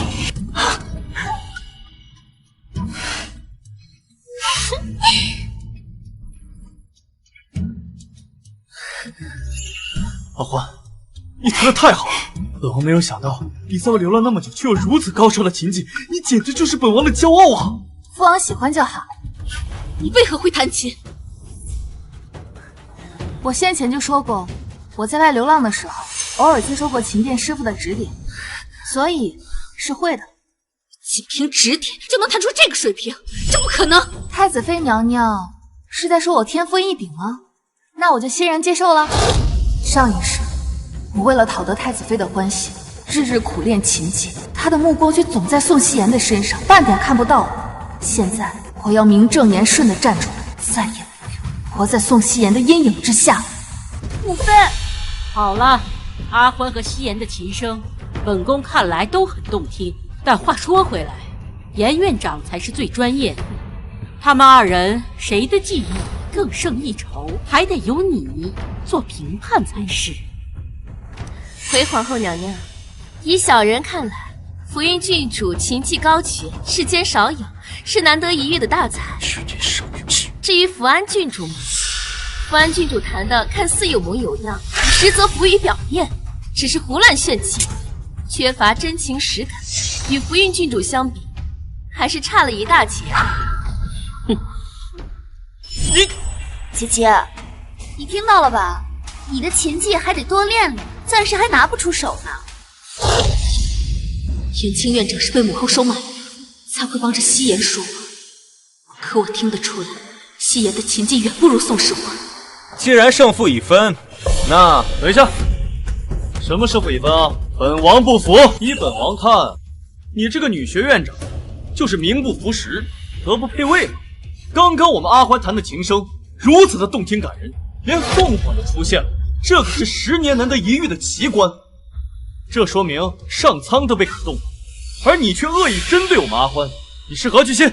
秦王殿下，你虽贵为秦王，也不能这么攻击我吧？您自己都不通才艺，有何能力评判好坏？小人弹琴多年，在京城颇有名声，难道我的评判还比不上您的吗？依本王看，就是你这个小人跟人串通一气来针对我的阿欢。我的阿欢要是进入了你的那个什么女学，不知道要被蹉跎成什么样子。依本王看，这女学不学也罢了。秦王殿下，你太放肆了！我们女学承办多年，声名远扬，岂容你这般诋毁？怪不得福安郡主在外名声不佳，原来是有其父必有其女。我们女学可容不下道德败坏的学生。女学院长真是好大的架子，连朕的孙女儿都敢驱赶。皇祖父，皇上，您今日不是公务繁忙，怎么有空来这儿？哼，朕要是不来，怎么知道这里这么热闹？皇祖父，姐姐她技不如人，严院长只是如实点评，大伯就不服，恶言诋毁女学，这要是传出去啊，天下文人都要说我们皇家没有规矩。皇祖父，还请你好好说说大伯吧。福运郡主，你也知道父王是你大伯呀，你身为晚辈，哪里来的资格说长辈的不是？难道这就是你们东宫的规矩？平儿说错什么了？你如此怪他？是秦王出言不逊，如果他今天不跟严院长道歉的话，这个事儿今天就没完。严院长，你觉得秦王应该向你道歉吗？小人哪敢与秦王计较？只是此事若是传扬出去，言官少不了要参秦王狂悖无礼，到时候秦王殿下可不要埋怨小人。你还觉得挺委屈的？皇上，你刚才说福安郡主技不如人，我看你是耳聋了。皇上，小人只是根据自己的专业评判，我这有何不妥？还请皇上明示。哼，你以为朕是刚刚才来，没有听到福安郡主和福运郡主的琴声吗？皇上，你是何时驾到的？在福运郡主弹奏之前，皇上就已经在不远处了，所以两位郡主的琴声，皇上听的是清清楚楚。你身为女学院长，连谁的琴技水平高低都分辨不出。刚才阿欢弹奏的时候，激扬澎湃，天地都为之动摇。这样的琴技，夕颜在苦练10年都未必弹得出。皇祖父，您怎么能这样偏袒宋时欢？这样你有失偏颇。好就好，不好就是不好。你要正视自己的缺点，方能进步。若一叶障目，怎能见到泰山？还有你，德不配位，这么喜欢徇私东宫，那就到东宫当一宫女吧。还不快滚下去！是宋时欢，你害得我丢尽脸面，我也要让你没脸见人。皇祖父，孙女不服。有什么不服？一场琴而已，你输不起吗？为何姐姐弹琴的时候一直戴着面纱？莫非是面纱之下之人，根本就不是她？果然，宋希言，他按耐不住了。你少胡说八道了，这声音就是阿欢的声音，怎么可能不是他？这谁知道呢？如果真的是姐姐，为何她要一直戴着面纱，不敢以真面目示人？姐姐，你倒是把面纱摘下来，让大家看看啊！今日日头太晒了，我不想摘。哼，我看你就是心里有鬼吧？要么这弹琴之人根本就不是你，你所谓的赢我，根本就是弄虚作假；要么你就是得了什么不干不净的脏病，脸上遭了殃，不能见人。宋希言，你给我嘴巴放干净！你别以为你是小辈，我就不敢揍你了啊！大伯，你激动什么？只要让姐姐摘了面纱，不就都清楚了吗？是啊，阿欢，你就摘了面纱吧，免得你妹妹不服气呢。那我若是摘了，确认是本人，你可否为今日对我出言不逊道歉呢？行，我给你道歉行了吧？别磨叽了，赶紧摘了吧！赶紧摘了吧！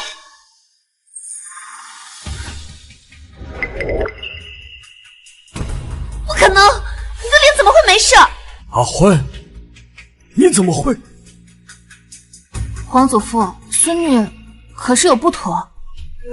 你跟你皇祖母年轻的时候简直一模一样。皇祖母？不是她，朕是说，是朕的原配，朕的原皇后。父皇，你说的是真的吗？阿欢当真跟我母后很像。朕说的是真的，弹琴的时候像极了。阿欢，朕还没问你，你怎么会这首《凤丽九天》？这首曲子是元皇后所作。原来这曲子是元后娘娘所作，这是孙女在王府的书房里捡到的曲子，一见到就十分喜欢，便默默记了下来。看来孙女跟皇祖母还真是有缘呢。我既然知道自己长得像元后，自然要提前了解元后的喜好，唯有如此，才能打继后和东宫一个措手不及。好孩子，看来你能被寻回，这都是天意呀！这是元后在天有灵，才保佑你回到朕和秦王的身边呐。那以后孙女就代替皇祖母，永远陪伴您和父王。什么宋时欢什么事都没有，还被皇祖父看到了他现在的容貌。以后我在皇祖父心里的位置更不如他了。哼！哦，对了，皇祖父，孙女突然想起来一件事情，想问问太子妃娘娘和夕颜妹妹，什么事？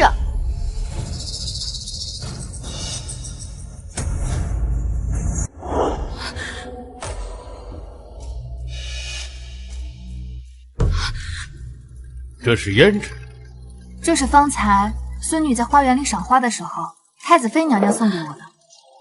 太子妃，你什么意思啊？你又想跟本王抢女儿啊？母妃送姐姐东西，有何不可？回皇祖父，太子妃娘娘送孙女礼物，孙女当然是很高兴的。可是我当时想看看胭脂上脸的颜色的时候，让迎春试了一下，谁知这上面怎么都是红疹啊？我也想问问太子妃娘娘，为何你送的东西用了后皮肤会溃烂过敏？难道是这胭脂有问题？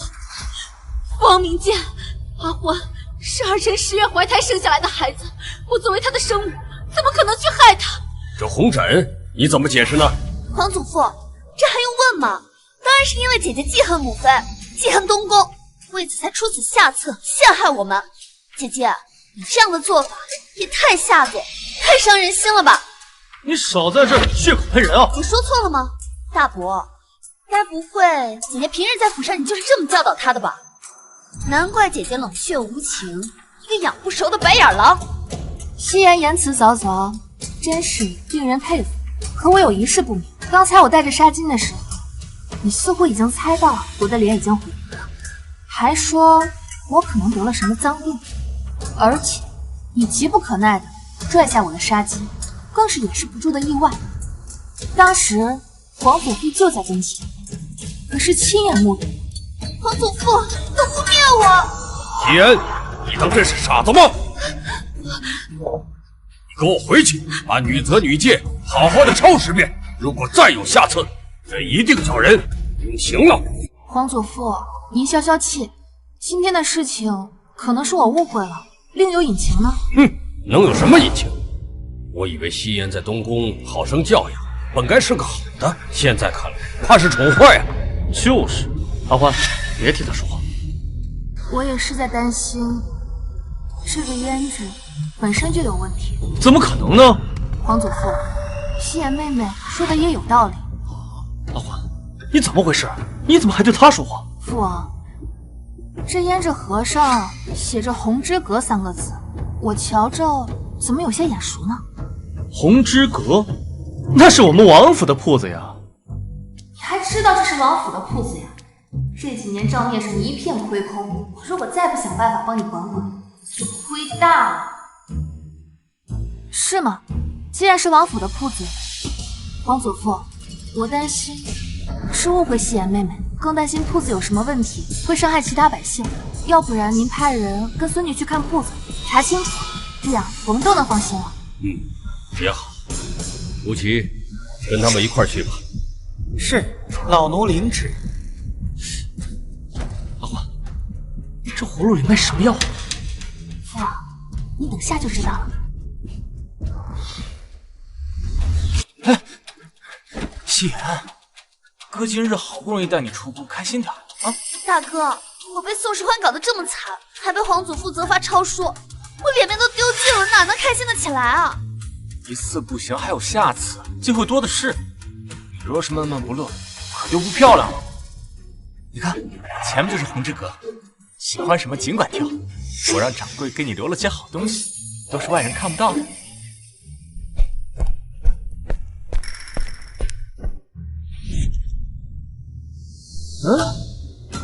那不是宋颜真和宋希言吗？他们怎么也来逛咱家的铺子？我正想着怎么找东宫麻烦呢，他们竟主动送上来，这老天爷是在干什么？郡主，这个，还有这一排，我全都要。哎，好嘞。郡主，东西都装好了，您大驾光临，以后若是有什么需要，尽管吩咐小的。大哥，买好了，我们走吧。好。夕颜侄女，是不是忘了什么事？大伯，你为何在此？我只是和大哥一起出来闲逛罢了，这你也要管？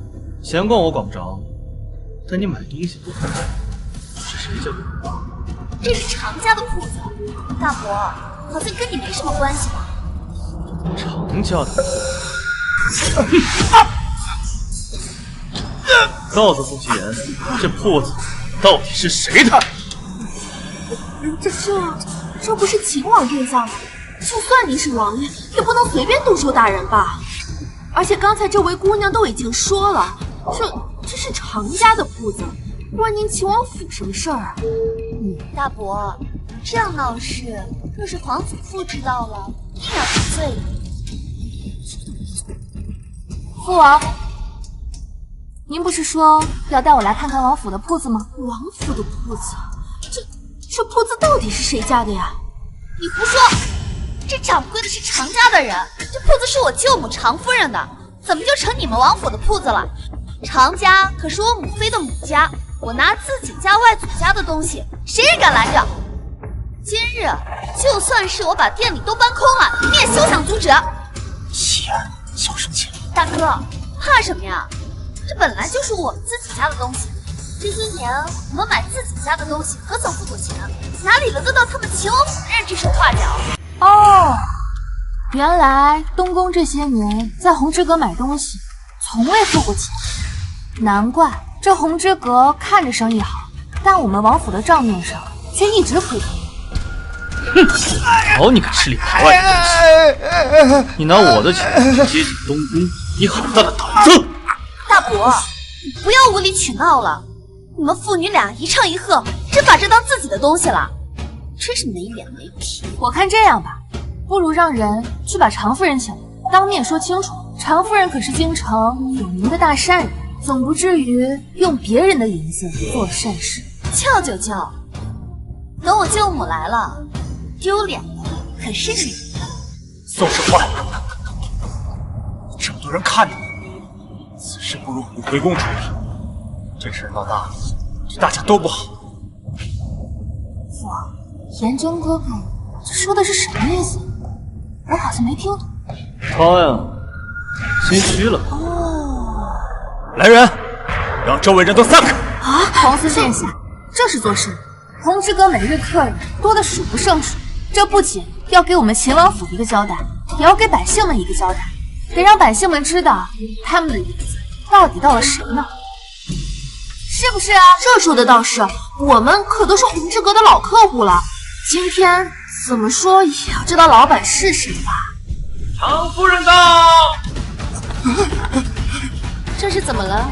大家都聚在铺子里。舅母，你来的正好，你来告诉宋时宽和大伯，这铺子都是你的，他们竟然在别人的地盘这么闹事，得把他们赶出去。常夫人，你说这铺子到底是谁？这铺子确实是我代为管理的。怎么样？大家都听到了吧？代为管理是什么意思啊？常夫人，我再问你一遍，你确定这铺子你是老板？我劝你想清楚再说，毕竟这铺子的归属权在谁的手里，官府可是有备案的。这种事如果乱说的话，是要被抓去官府审问的。你吓唬谁呢？要抓也是抓你们，把别人的东西说成是自己的，不要脸！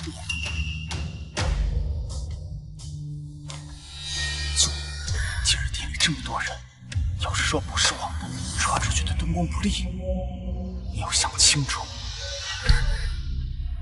这铺子就是常家的，大家都听到了吧？这铺子是常家的，不是他们秦王府的。可是这对秦王父女却想要鸠占鹊巢，太过分了！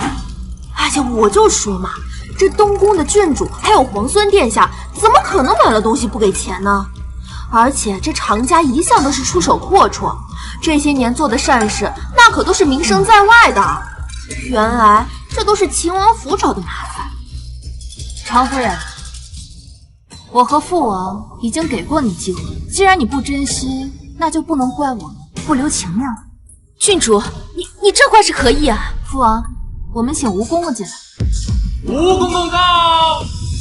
吴公公，你怎么来了？老奴奉皇上之命，来陪秦王殿下和福安郡主查看这铺子的情况，没想到却听到了这些个骇人听闻的事。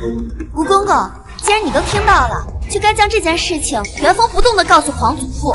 他们这么针对常家和东宫，须得重罚。老奴愚钝，不知秦王和福安郡主怎么针对东宫和常家呢？他们想抢我们的铺子，还不算针对吗？常夫人，这铺子是常家的吗？常夫人，不是。怎么样，大家都听到了吧？舅母说了。等一下，舅母，你说错了吧？你刚才不是说这铺子就是常家的吗？福运郡主有所不知，这红之阁是先皇后娘娘的陪嫁，秦王殿下开府之时就给了秦王，只是这么多年，王爷一直不曾来看过而已。我的天哪，原来这间铺子真的是秦王府的。那这东宫的人和常家的人，怎么好意思把别人的东西当成自己的东西啊？这还理直气壮吗？胡说，这不可能！老奴是大内总管，怎能胡说？郡主若是不信，可以去官府询问，一问便知。可我分明看见这铺子的盈利都送去了常家呀！哦，原来我们王府亏空的银子都被送到常家去了。常夫人，真是好算计！你真不愧是京城有名的大善人。郡主误会了，是福运郡主，她看错了。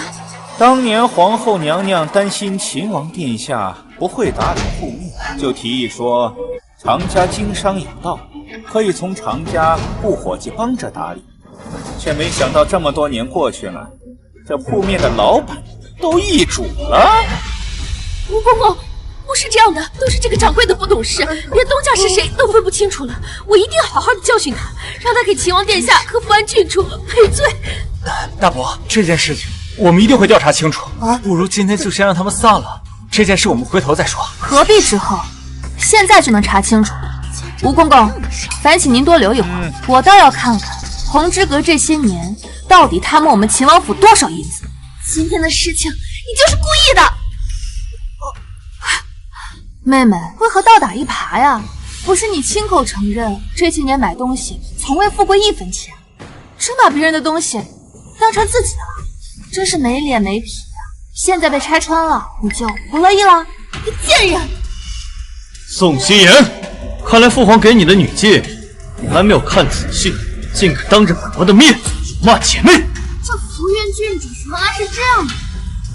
看来这些年在外面的女人都是浪得虚名啊！这些东西我不要了，大哥，我们走。父王，我们王府就这一间铺子吗？这个应该不止一间铺子。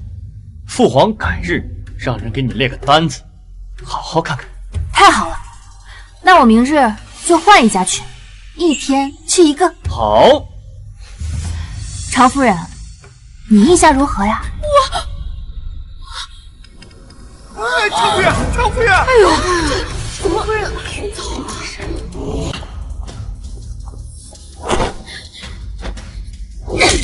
看看你出的馊主意，非要用胭脂去害宋时欢，让他处理到了红纸阁不说，你还在红纸阁里大放厥词，闹得老百姓都知道东宫贪得无厌，把秦王府的东西占为己有。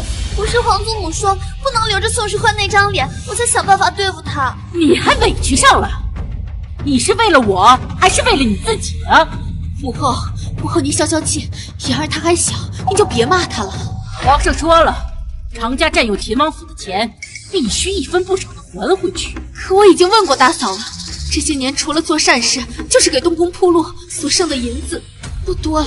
那就想办法去凑，一定要把钱一分不少的还给秦王府，否则这把火就别想灭下去。是，儿臣知道了。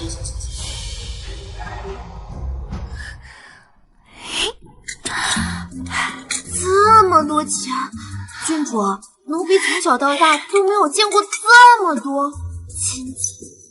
这还只是红之阁1年的盈利，咱们王府那么多铺子，堆起来的金子，连整个屋子都放不下。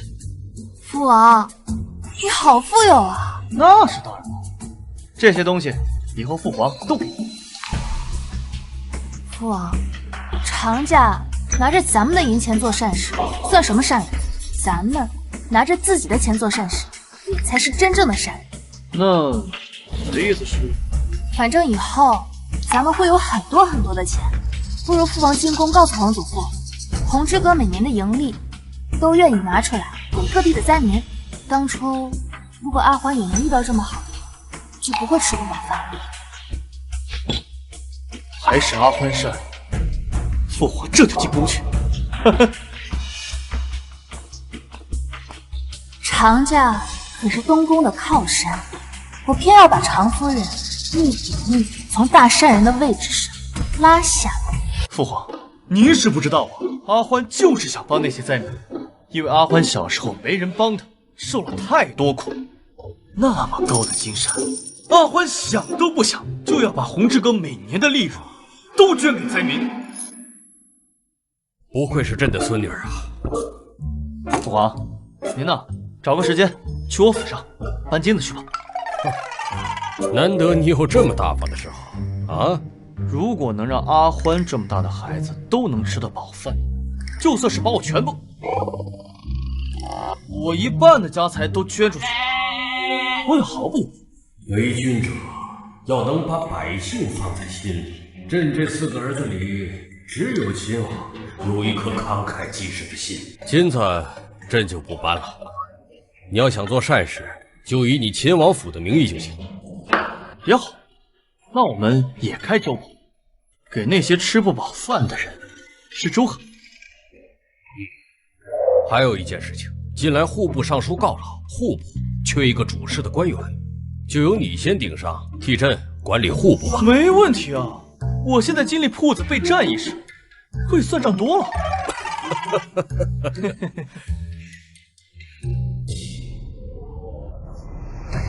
多谢王爷，居然还给我们提供肉粥，您可真是大好人呐！不客气不客气，喝完再来啊！大好人，大好人啊！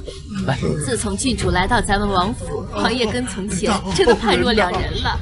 郡主，你可真是我们王府的福星啊！福星？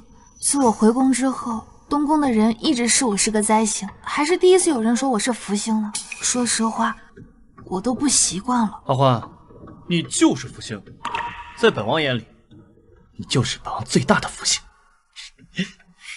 我有父王也是好福气。如今常家自身难保，再也没有能力继续施粥行善。常家霸占秦王府产业的事情也闹得沸沸扬扬，就连东宫都被涉及。这一幕确实太过哀凉了。要是能让秦王府名声扫地就好了。你说什么？秦王府在外面建粮草、设粥棚？是啊，秦王还把您之前的白粥换成了肉粥。现如今外面人人都说秦王才是真正的善人，而您只是伪善。秦王那个纨绔也配被称为善人？我苦心经营这么多年的名声，竟是为他人做了嫁衣。舅母，若您平白咽下这口气，那日后在整个大齐都抬不起头了。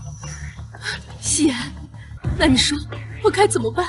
舅母施粥多年，在京城人脉遍布，现如今给秦王供应肉粥的那些人当中，一定有一些是您的旧识吧？这个是自然。若是秦王供应的肉粥出了问题，喝死了人，那他这些天积攒的好名声就不复存在了，甚至会被百姓群起围攻，那就是搬起石头砸自己的脚了。您说是不是啊？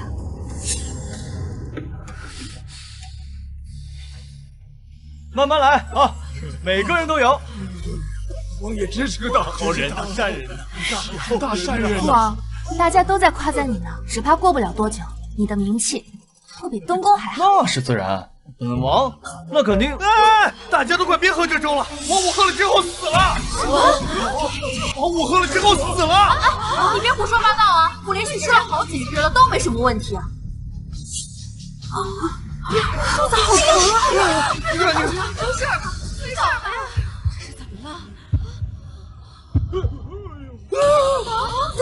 他没气儿了！秦王府的粥又喝死人了！秦王府给我们喝有毒的粥，真是太过分了！太过分了！我之前还夸赞秦王是个好人，现在看来简直就是畜生，草菅人命了！不是这样的，我们好心给你施粥，这怎么会下毒呢？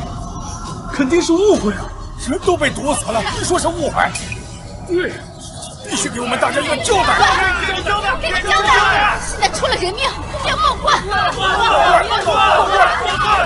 怎么会这样？都是真金白银买回来的粮食，怎么可能会闹出人命呢？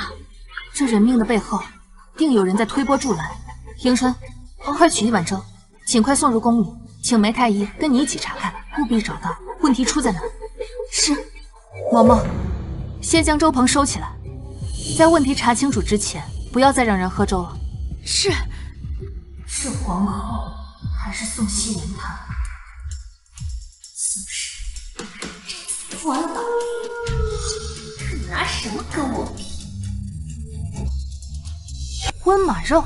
是啊，太医院查出粥里掺杂了带有瘟病的马肉，人吃多了自然有性命之忧。可我们分明花重金采买新鲜的肉，怎么会变成瘟马呢？或许是采买的人动了手脚。我们在城中多处都搭建了粥棚，参与采买的人数更是繁多，就算一个个审问都要费不少力气的。王爷已经被宫中侍卫带走了，还不知何时能回来。不管有多难，我一定要救出父王。有事启奏，无事退朝。启禀皇上，臣有奏，臣要弹劾秦王无德，竟在粥里掺杂带有瘟病的马肉，戕害百姓。臣也要弹劾秦王沽名钓誉，为了民生不顾百姓性命。臣要弹劾秦王治下不严，事端频出。臣等求皇上立刻将秦王押入诏狱，严肃处置。皇上秉公惩处。哼，朕问你们，这带瘟病的马肉是怎么到粥里的？你们谁去查了？这事情的始末都分不清，还让朕处置？处置谁？处置你们这群尸位素餐的饭桶吗？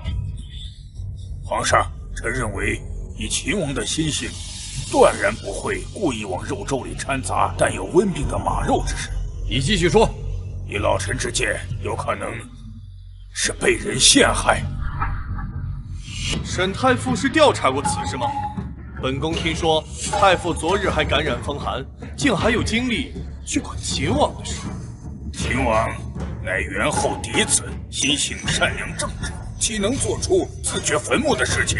明摆着就是被奸人陷害。太傅大人还是这样自视清高，昔日秦王纨绔之名天下皆知，你难道忘了吗？皇上，臣自请彻查此事。父皇，此事现在在宫外闹得沸沸扬扬，百姓对大哥的怨气已经转移至整个皇家，如现在不处置，恐怕会伤了民心呢。太子，你有何高见？我建议让大哥在诏狱里先待一些时日，让百姓们先看到父皇的态度，待沈太傅查明真相后，自会还大哥一个清白。只要宋玉进了诏，我就有办法让他不可！皇上，请给臣7日时间，臣若不能查出真相，到时候臣愿和秦王一起被关进诏狱，请皇上恩准。准了，就依太傅所言，退朝。哎，父皇，才剩几天呢，就捅了这么大娄子，你就不能长点心吗？这么容易就被人算计了？那还有没有人再出事啊？都是我不好，好心办坏事。那昨天都死了2个人了。好了，你也不用太担心了。这几日你就老实在紫宸殿待着，太傅会替你查明真相的。阿欢还在府中等我呢。你要真担心阿欢，你就在这老实待着。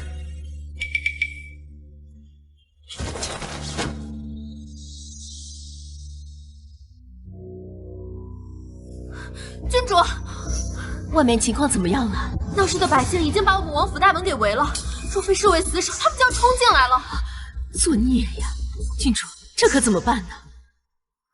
冷静一点。现在父王待在紫宸殿里，有皇祖父护着，不会有事的。我现在必须要见沈太傅一面。可你现在出不去呀。萌萌，你替我找一件丫鬟的衣裳。是。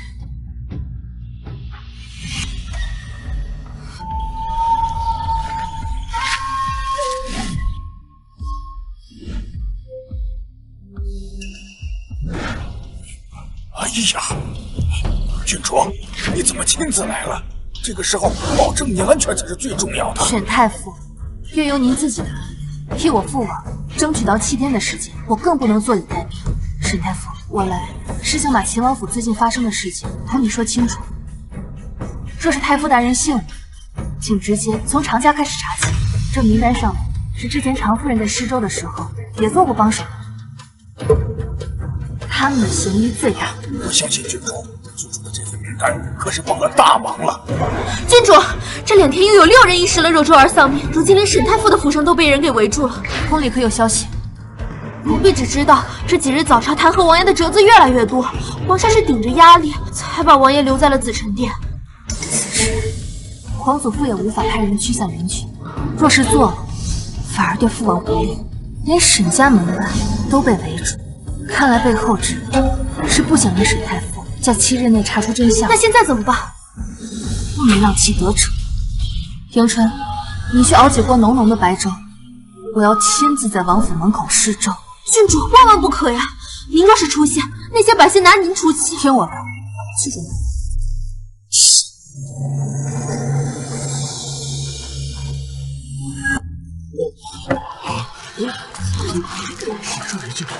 这是不是毒粥啊？就是，你们王府的粥毒死过人，谁敢喝你们的粥？对呀，就是，是吧？啊！你们秦王府是不是想继续害死我们？诸位，请听我说，秦王府不屑于做那些阴损之事。沈太傅正在彻查此事，我怕大家不放心，特意让人熬了米粥，里面没有添加任何肉糜。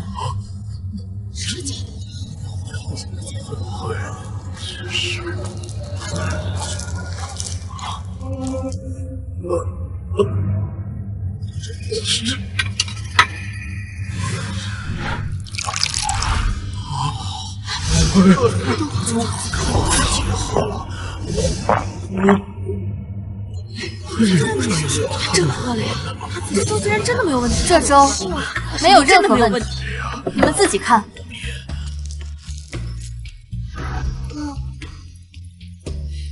小姑娘，饿了吗？白粥啊！来，给你盛一大碗。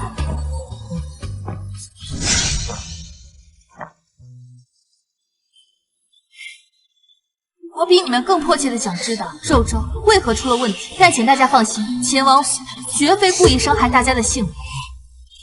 凡是因肉粥而丧命的，秦王府会将其安葬。若有亲人，则可来秦王府领取抚恤金。大家不要着急，7日之前还有5日，我们定会给大家一个交代的。是啊，没想到这郡主小小年纪竟如此有担当，莫非真是我们误会秦王府了？排队吧。不管发生什么事情，大家请先排队，把肚子吃饱，吃饱了饭才有力气维权，才有力气活下去。是啊，我们得活下去。排队吧，排队。今天的粥里还有肉。对，我们排队。小姑娘，去告诉沈家门外的人，都来这里喝粥。谢谢。娘，有粥了！谢谢郡主。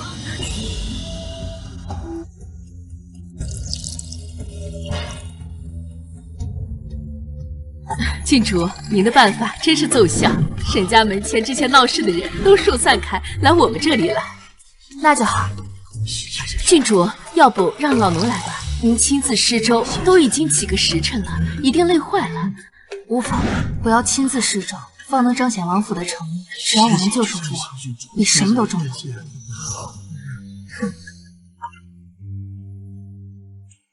什么？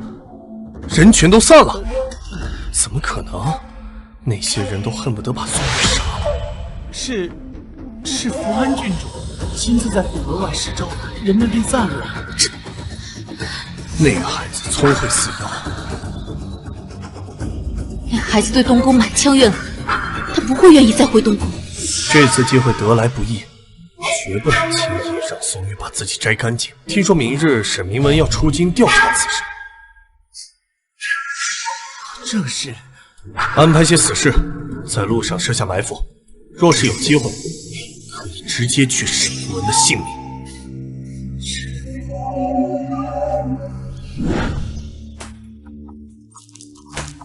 郡主怎么还不睡？明日沈太傅便要出京调查，虽说已经做了万全的准备，可我这心里还是忐忑不安。我想进宫见皇祖父一面。郡主，如今百官的眼睛都盯着王府，我们没办法贸然进宫。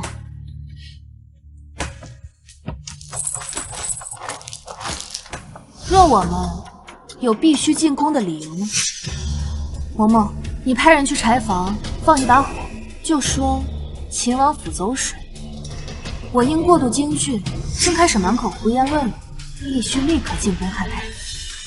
是，老奴这就去办。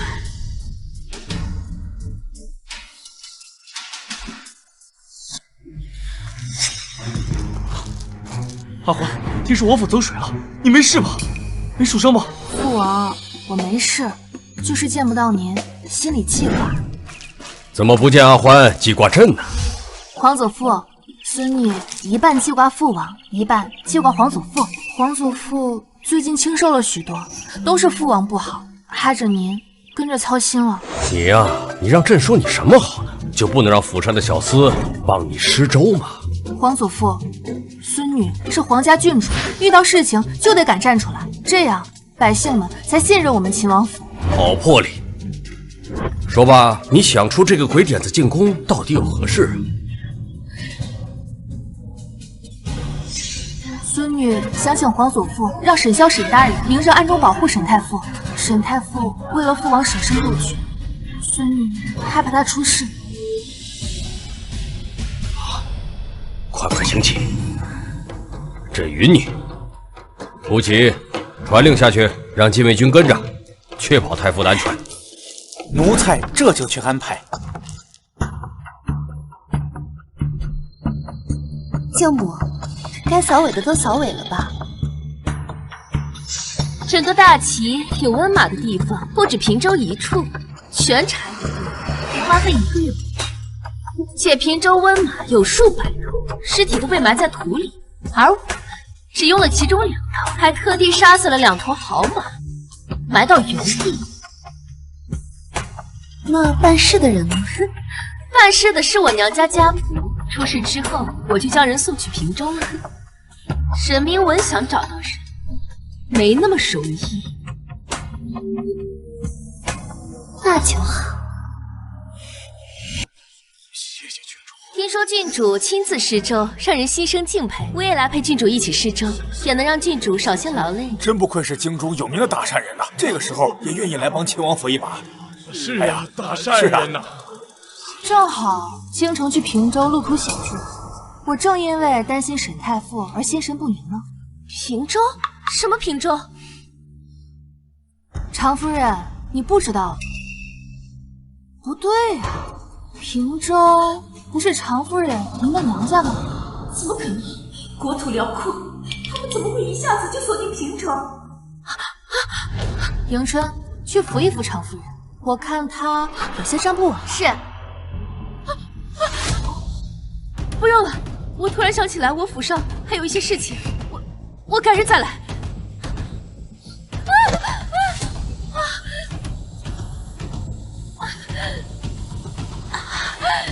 迎春，去搭把手，把常夫人先扶进王府歇息。是。我要回府。常夫人，我们郡主说了，您是在我们王府门口摔倒的，必须得请大夫看过了，确认您无碍了再送您回府。完了，全完了！来，太傅，此人名叫曲三，是常夫人娘家的亲戚。之前常夫人在京城施卖粥的时候，他就负责采买，后来跟秦王府负责采买的人也混熟了，没少去秦王府的粥棚转悠。放开我！不知道你们在说什么！放开我！等你进了牢狱，我看你还会不会嘴硬！把他带回去，我们立刻进京。是。走。是什么人？你们是谁？我等奉主上命令来取你性命。主上？谁是你们的主上？这就不是沈太傅该知道的事情了吗？上！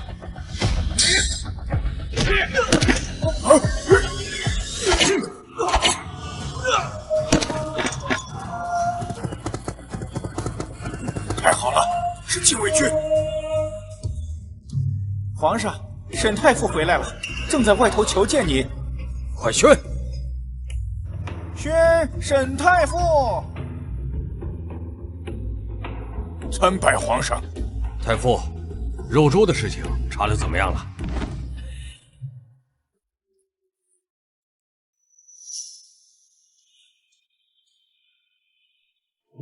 回皇上，臣已经查明真相，在背后动手脚的是平州屈家，也就是常夫人的娘家。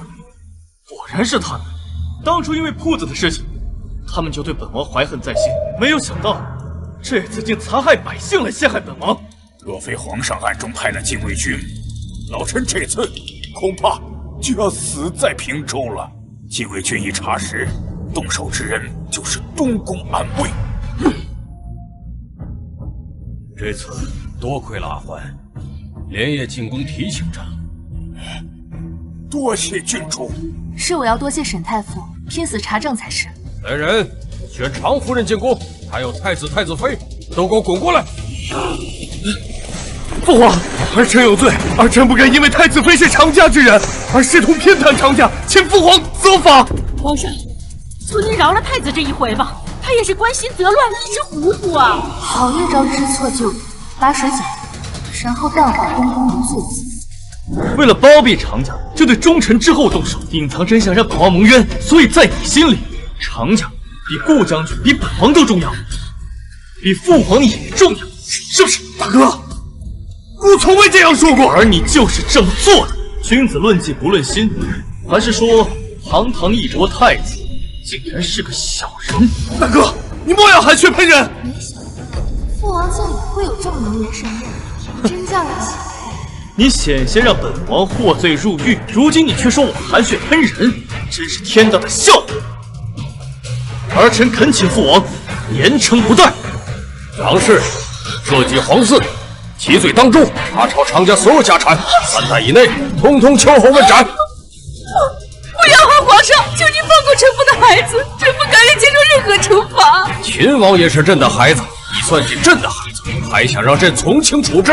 是他，这一切都是府尹郡主教唆我做的，他才是罪魁祸首。皇祖父，我没有，舅母她是魔怔了才会血口喷人。是啊，皇祖父，西安还小，怎么可能那么心狠？这一切分明是常家的过错，凭什么拉我们东宫下水？拉你们东宫下水？这些年常家替你们东宫做了多少脏事，你们敢让皇上知道吗？大嫂，你不要胡说！我呸！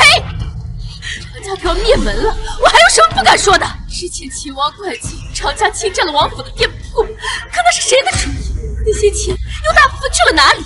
皇后娘娘和太子殿下心知肚明。你给我闭嘴！我偏要说。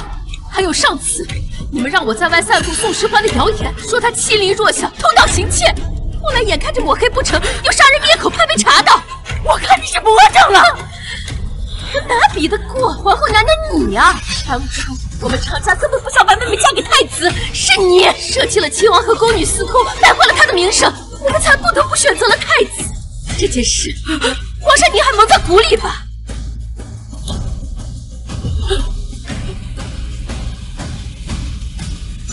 原来是你，是你陷害秦王的！不是这样的，不是这样的！这个女人她疯了，她的话你不能信啊！父皇，那些事情不是儿臣做的，儿臣冤枉。你还冤枉？陛下，就你们俩，简直如出一辙，心狠手辣。就你们这样，怎配为一国之母，为国之储君？来人，传朕旨意，朕要废后，废太子。皇上，你不可以这么对我跟太子啊！若是姐姐带进赤陵，也不愿看到你对她的至亲如此狠心啊！皇上，阿欢，你哭什么？皇祖父，阿欢心里难受。祖母仙逝的时候，父王还不到2岁，祖母的事情，父王只能从旁人嘴里听到。可父母明明是祖母唯一的孩子，说祖母还在世的话，看到父王被人算计，变得声名狼藉，祖母心里该有多难过？没错，你怎么还敢提及元后？她是你的亲姐姐，秦王是你的亲外甥，居然用宫女算计亲王，你简直该死！父皇，儿臣可是储君呀！你若是将儿臣废了，定会朝野震荡的。你还没当上皇帝呢，你以为就没人取代你吗？别忘，朕还有个嫡长子，秦王。无论从人品和德行，都远远在你之上。朕要立秦王为太子。父王，大女儿就恭喜你当太子了。不是说当年大师给你腹中的孩子批命，如果夕颜才是福星吗？那为什么宋世欢去了秦王府之后，大哥的运气就那么好，现在甚至取代了我成为太子？我也不知道啊，当年夕颜的运气就是比石欢要好，不然也不会被掳走的人是宋石欢呀。那要是我们搞错了？不会吧，我这就让人把大师请进宫，再问个清楚。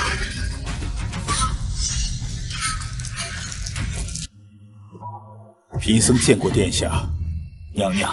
大师，你还记得本宫生产之前让你给我肚子里的孩子补过命吗？事关皇室，贫僧自然记得。那一胎，本宫一共生了2个女儿，一个一直留在本宫旁边，一个一出生便被别人掳走，今年才回宫。大师，求您帮本宫看一看，这2个孩子到底哪个是福星？福星之兆，并非显于顺遂之途，反而是经历人间至苦，淬炼心性，方能积攒福荫。你的意思是，那个福星实则是从小被掳走的孩子？正是。怎么可能？我们一开始就错了，全错了。我竟然拱手把福星送到了秦王府。殿下，不可能，这不是真的，那个臭和尚一定是在胡说。夕颜，你怎么了？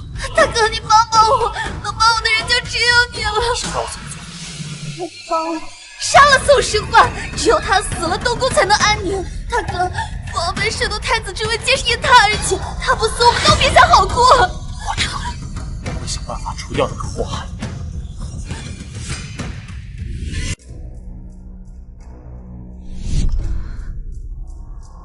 娘娘怎么来了？阿欢，我能单独和你聊聊吗？我亲手做了杏仁露给你。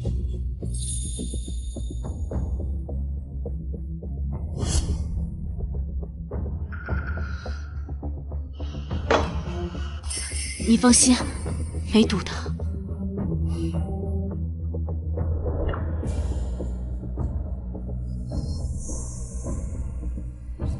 这杏仁露是苦的啊？怎么会啊？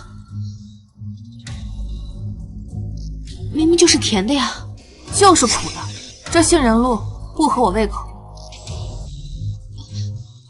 无妨，这杏仁露是我母亲教的，你哥哥和妹妹都爱喝，我本以为你会喜欢的。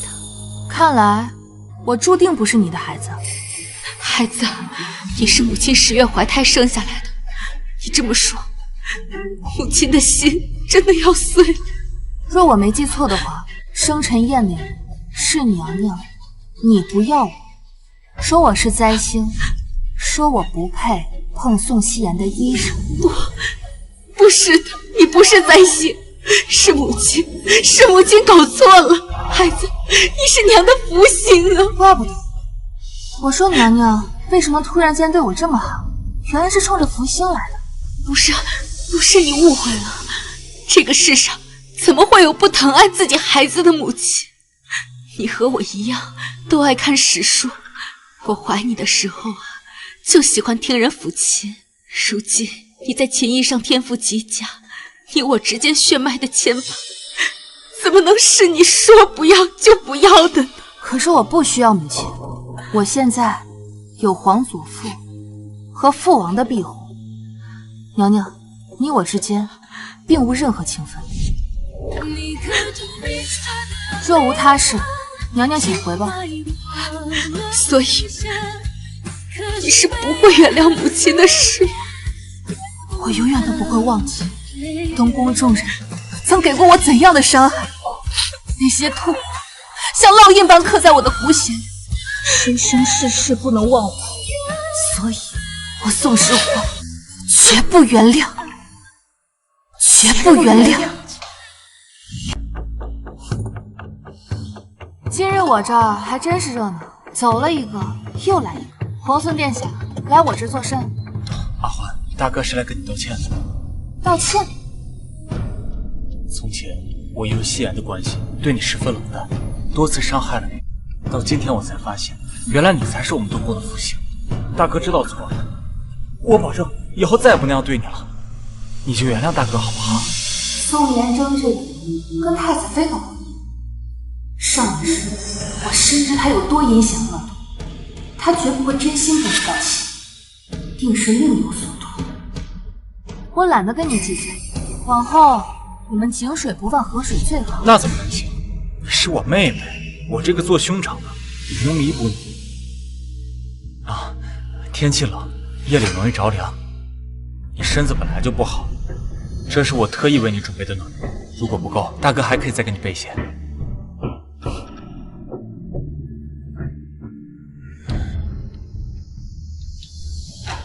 这炉底的夹层内填满了磷粉，一点即燃。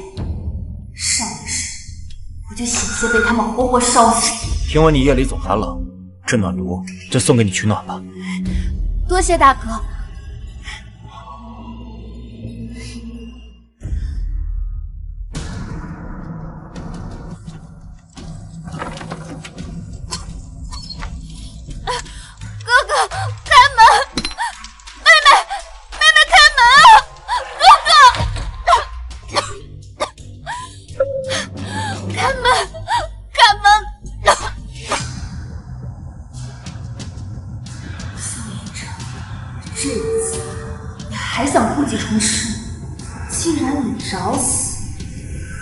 成全你！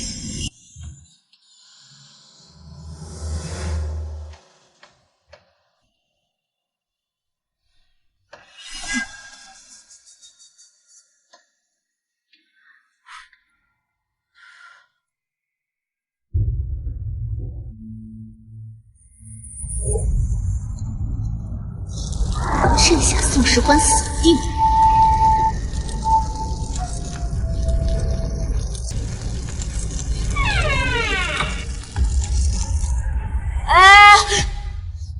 这么着急走，不留下来看看火烧的旺不旺？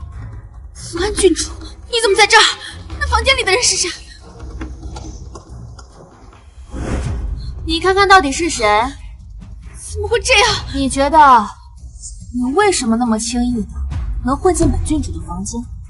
那是因为我提前在等着瓮中捉鳖。说是谁指使你谋害郡主？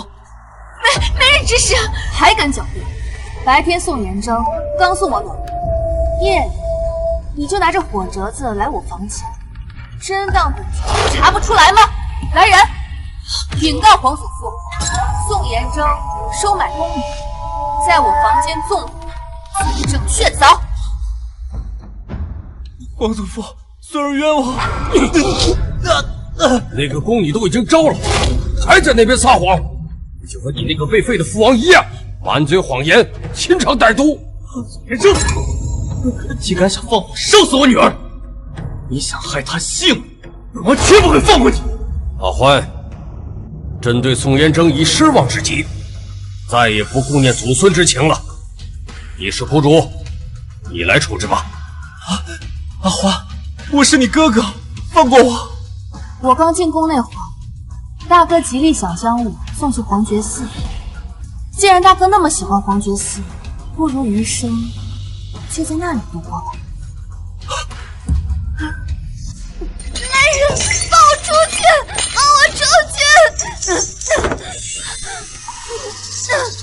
放我出去！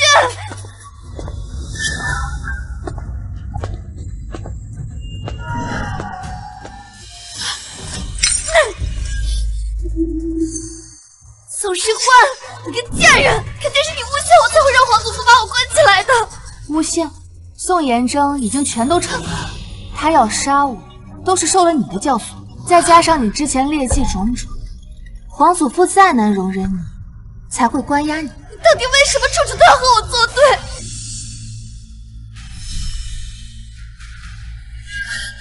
你敢打我！我这一巴掌是为了我前世你欺我辱我，还杀了我。你可知道那些年我是怎么过来的？前世？什么前世？你在胡说八道些什么？这一巴掌是为了我和我父王受到的诬陷和打压。我和我父王从未惹过任何人，而你却一次次挑起祸端。你不该死吗？疯了！我要杀了你！宋希言，你坏事做尽，天理难容。今日宋时欢就替天行道，让我送你去阴曹地府认罪。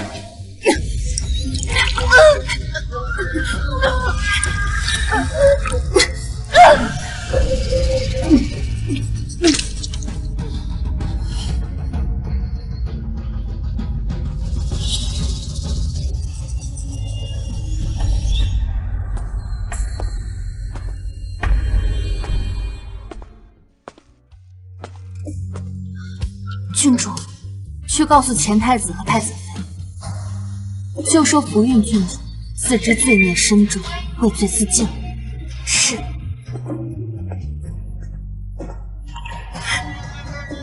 宋时欢，你看到了，因为上一世的自己报仇了。坐下。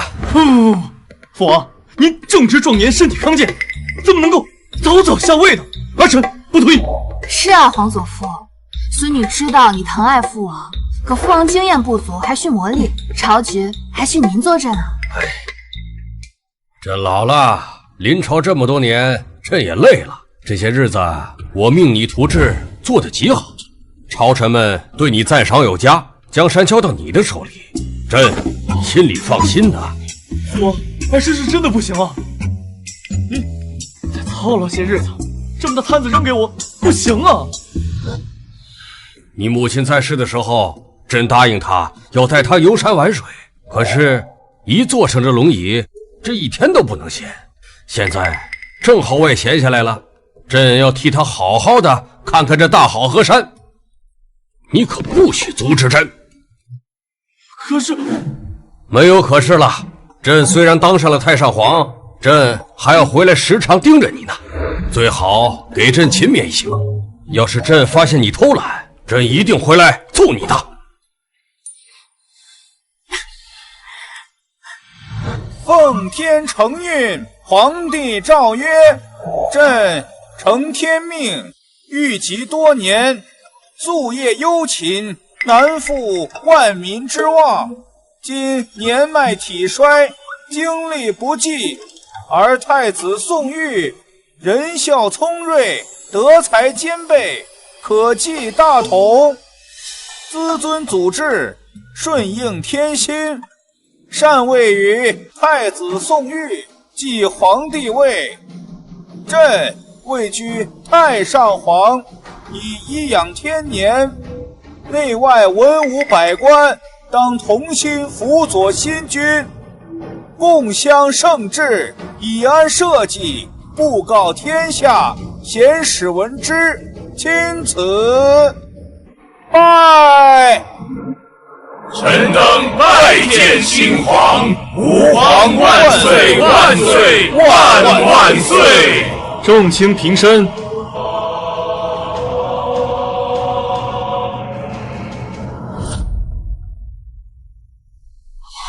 恭喜父王！朕也要恭喜阿欢成为长公主。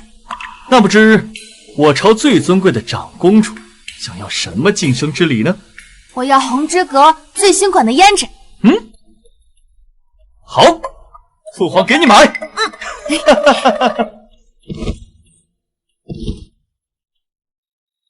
恭送皇上，恭送皇上公主。